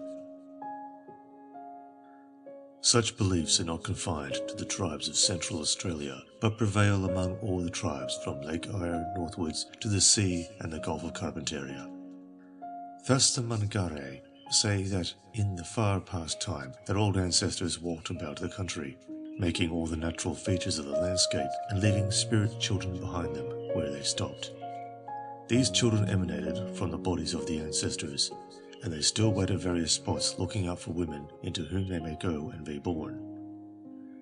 For example, near McMinn's Bar on the Roper River, there's a large gum tree full of spirit children, who all belong to one particular totem and are always agog to enter into women of that totem. Again, at Crescent Lagoon, an ancestor who belonged to the Thunder totem deposited numbers of spirit children, and if a woman of the Narisjebelin subclass so much as dips her foot into the water, one of the spirit children passes up her leg into her body and in due time is born as a child, who has Thunder for its totem. or if the woman stoops and drinks water, one of the spirits will enter through the mouth. Again, there are lagoons along the Roper River where red lilies grow, and the border is full of spirit children, which were deposited there by a kangaroo man. So when women of the Narachbelin subclass wade into the water to gather lilies, little spirits swarm up their legs and are born as kangaroo children. Again, in the territory of the Nulakan tribe, there is a certain spring where a man once deposited spirit children of the rainbow totem, and to this day, when a woman of the right totem comes to drink at the spring, the spirit of a rainbow child will dart into her and be born. Once more, in the territory of the Yangman tribe, the trees and stones near Elsie Creek are full of spirit children who belong to the sugarbag honeycomb totem, and these sugarbag children are constantly entering into the right woman and being born into the world. Theories as to the birth of children among the tribes of Queensland. The natives of the Tully River in Queensland do not recognise sexual intercourse as a cause of conception in women, though curiously enough they do recognise it as a cause of conception in all animals, and pride themselves on their superiority to the brutes in that they are not indebted for the continuance of their species into such low and vulgar means. The true causes of conception in a woman, according to them, are four in number. First, she may have received a particular species of black bream from a man whom the European, in his ignorance, would call the father. This she may have roasted and set over the fire, inhaling the savoury smell of the roast fish. That is quite sufficient to get her with child. Or secondly, she may have got out on the purpose to catch a certain kind of bullfrog, and if she succeeds in capturing it, that again is a full and satisfactory explanation of her pregnancy. Thirdly, some man may have told her to conceive a child, and mere command produces the desired effect. Or fourth and lastly, she may have simply dreamed that the child was put into her, and the dream necessarily works its own fulfillment. Whatever white men may think about the matter, these are the real causes why babies are born among the blacks on the Tully River. About Cape Bedford in Queensland, the natives believe that babies are sent by certain long-haired spirits with two sets of eyes in the front and back of their heads, who live in the dense scrub and underwood.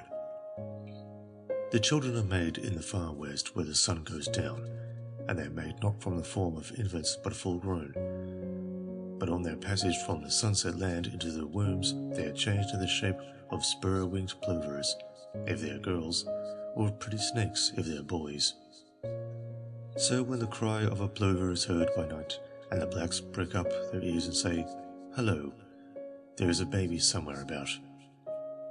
And if a woman is out in the bush searching for food and sees one of the pretty snakes, which are really baby boys on the lookout for mothers, she will call out to her mates, and they will come running and turn over stones and leaves and logs in the search for the snake.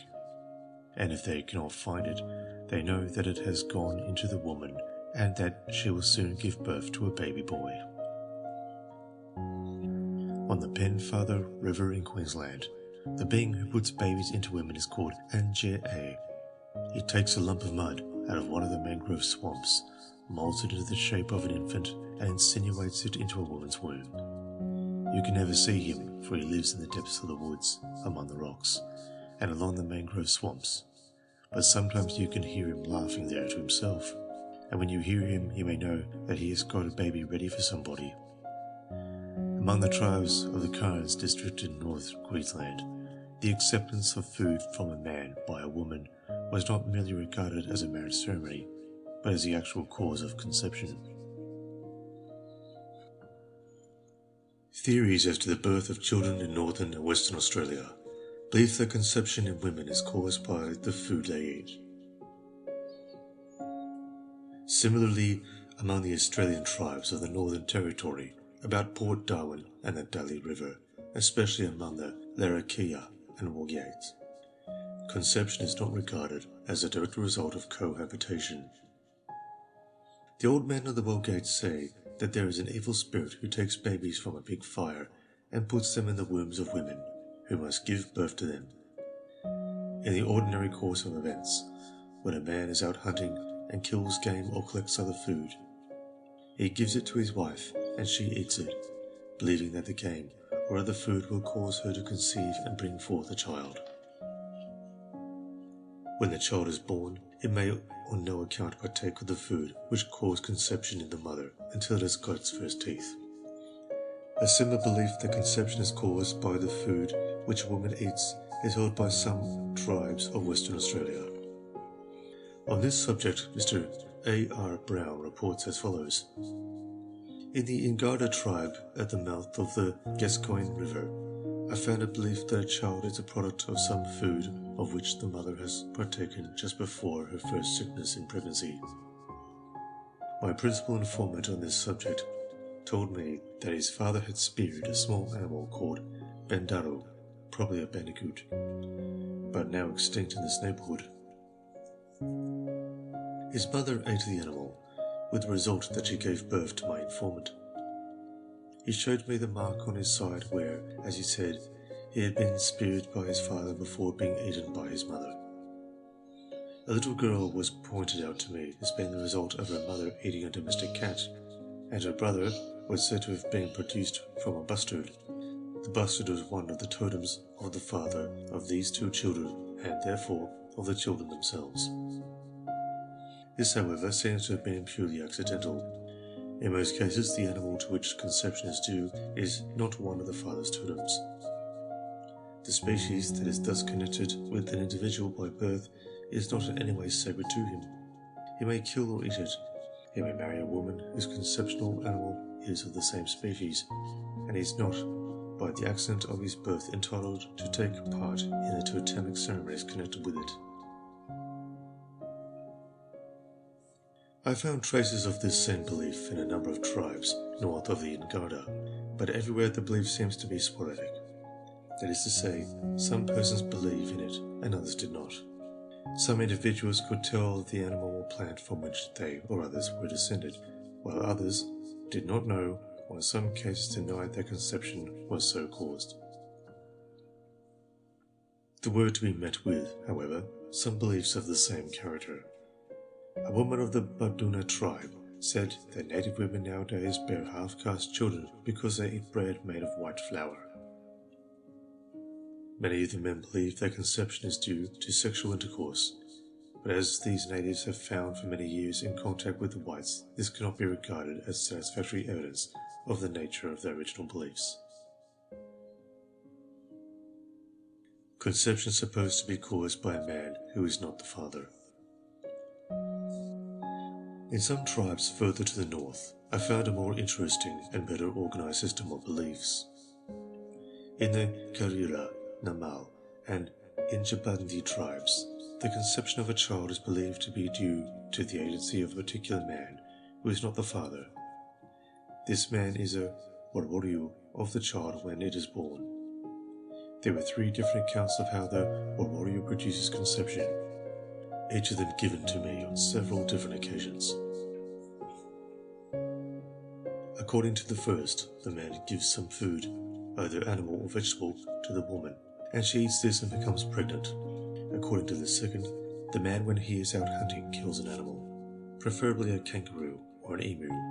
As it is dying, he tells its spirit or ghost to go to a particular woman. The spirit of the dead animal goes into the woman and is born as a child. The third account is very similar to the last. A hunter, when he has killed a kangaroo or an emu, takes a portion of the fat of the dead animal which he places on one side. This fat turns into what we may speak of as a spirit baby and follows the man to his camp. When the man is asleep at night, the spirit baby comes to him and directs it to enter a certain woman who thus becomes pregnant.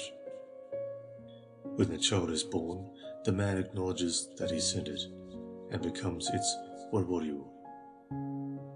In practically every case that I examined, some 40 in all, the warwaryu of a man or woman was a person standing to him or her in the relation of father's brother or own tribal. In one case, a man had a warwaryu who was his father's sister. The duties of a man to his warwaryu are very vaguely defined. I was told that a man looks after his warwaryu, that is, performs small services for him, and perhaps gives him food. The conceptual animal or plant is not the totem of either the child or the warrior. The child has no particular magical connection with the animal from which he is derived. In a very large number of cases, that animal is either a kangaroo or an emu. Some root races still ignorant as to the cause of procreation. Thus it appears that a childlike ignorance as to the physical process of procreation still prevails to some extent among certain root races of mankind, who are accordingly driven to account for it in various fanciful ways such as might content the curiosity of children. We may safely assume that formerly a like ignorance was far more widely spread than it is now. Indeed, in the long ages which elapsed before any portion of mankind emerged from savagery, it is probable that the true cause of childbirth was universally unknown, that the people made shift to explain the mystery by some such theories as are still current among the savage or barbarous races of Central Africa, Melanesia, and Australia. A little reflection on the conditions of savage life may satisfy us that the ignorance is by no means so surprising as it may seem at first sight to a civilized observer, or to put it otherwise, that the true cause of the birth of children is not nearly so obvious as we are apt to think.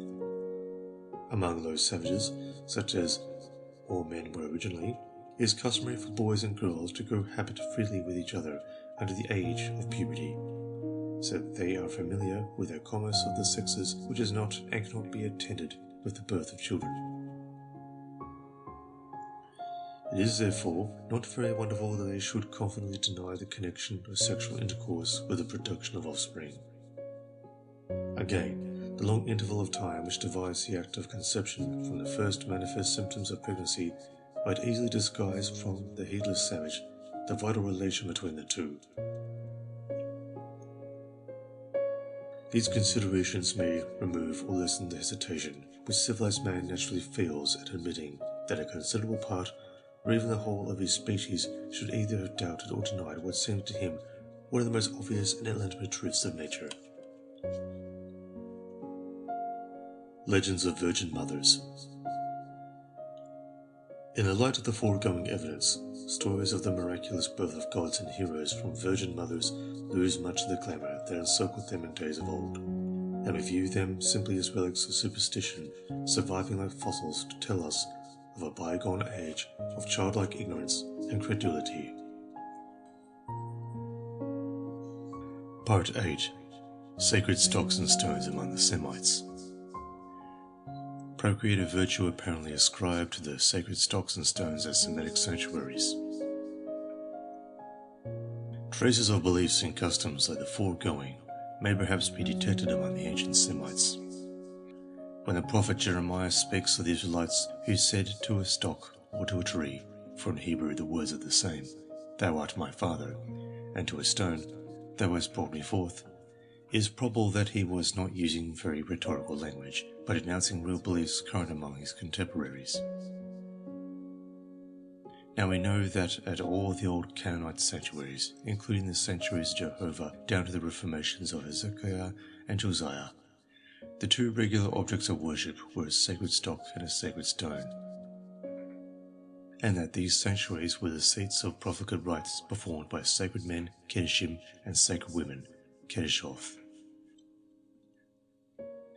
Is it not natural to suppose that the stock and stone which the superstitious Israelites regarded as their father and mother were the sacred stock, Asherah, and the sacred stone, Masibah,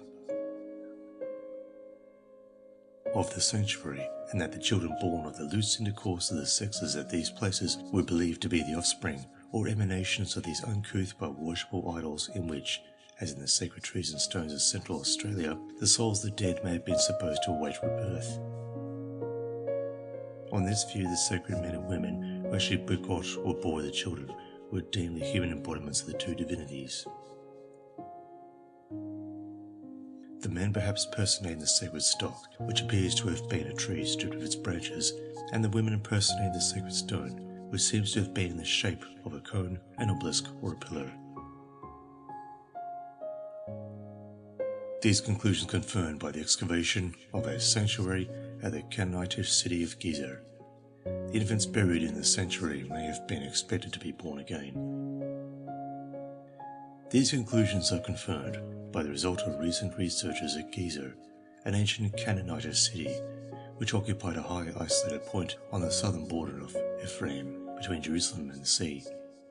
Here the English excavations have laid bare the remains of a sanctuary with the sacred stone pillars or obelisks, Mesboth, still standing in a row, while between two of them is set a large socketed stone, beautifully squared, which perhaps contained the sacred stock or pole, Asherah.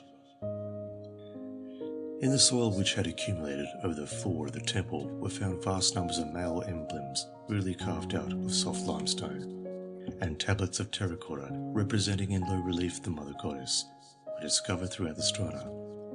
These objects were no doubt votive offerings presented by the worshippers to the male and female deities who were represented by the sacred stock and the sacred stones, and their occurrence in large quantities raises a strong presumption that the divinities of the sanctuary were a god and goddess regarded as above all sources of fertility. The supposition is further strengthened by a very remarkable discovery. Under the floor of the temple were found the bones of many newborn children, none more than a week old, buried in large jars. None of these little bodies showed any trace of mutilation or violence, and in the light of the customs practiced in many other lands, we seem to be justified in conjecturing that the infants were stillborn or died soon after birth, and that they were buried by their parents in the sanctuary in the hope that, quickened by the divine power, they might enter again into the mother's womb and again be born into the world. If the souls of these buried babes were supposed to pass into the sacred stocks and stones, and to dart from them into the bodies of would-be mothers who resorted to the sanctuary, the analogy with Central Australia would be complete. That the analogy is real and not fanciful is strongly suggested by the modern practice of Syrian women who still repair to the shrines of saints to procure offspring, and who still look at holy men as human embodiments of divinity. In this, as in many other dark places of superstition, the present is the best guide to the interpretation of the past, for while the higher forms of religious faith pass away like clouds, the lower stand firm and indestructible like rocks. The sacred men of one age are the dervishes of the next. The Adonis of yesterday is the St. George of today. End of section 5.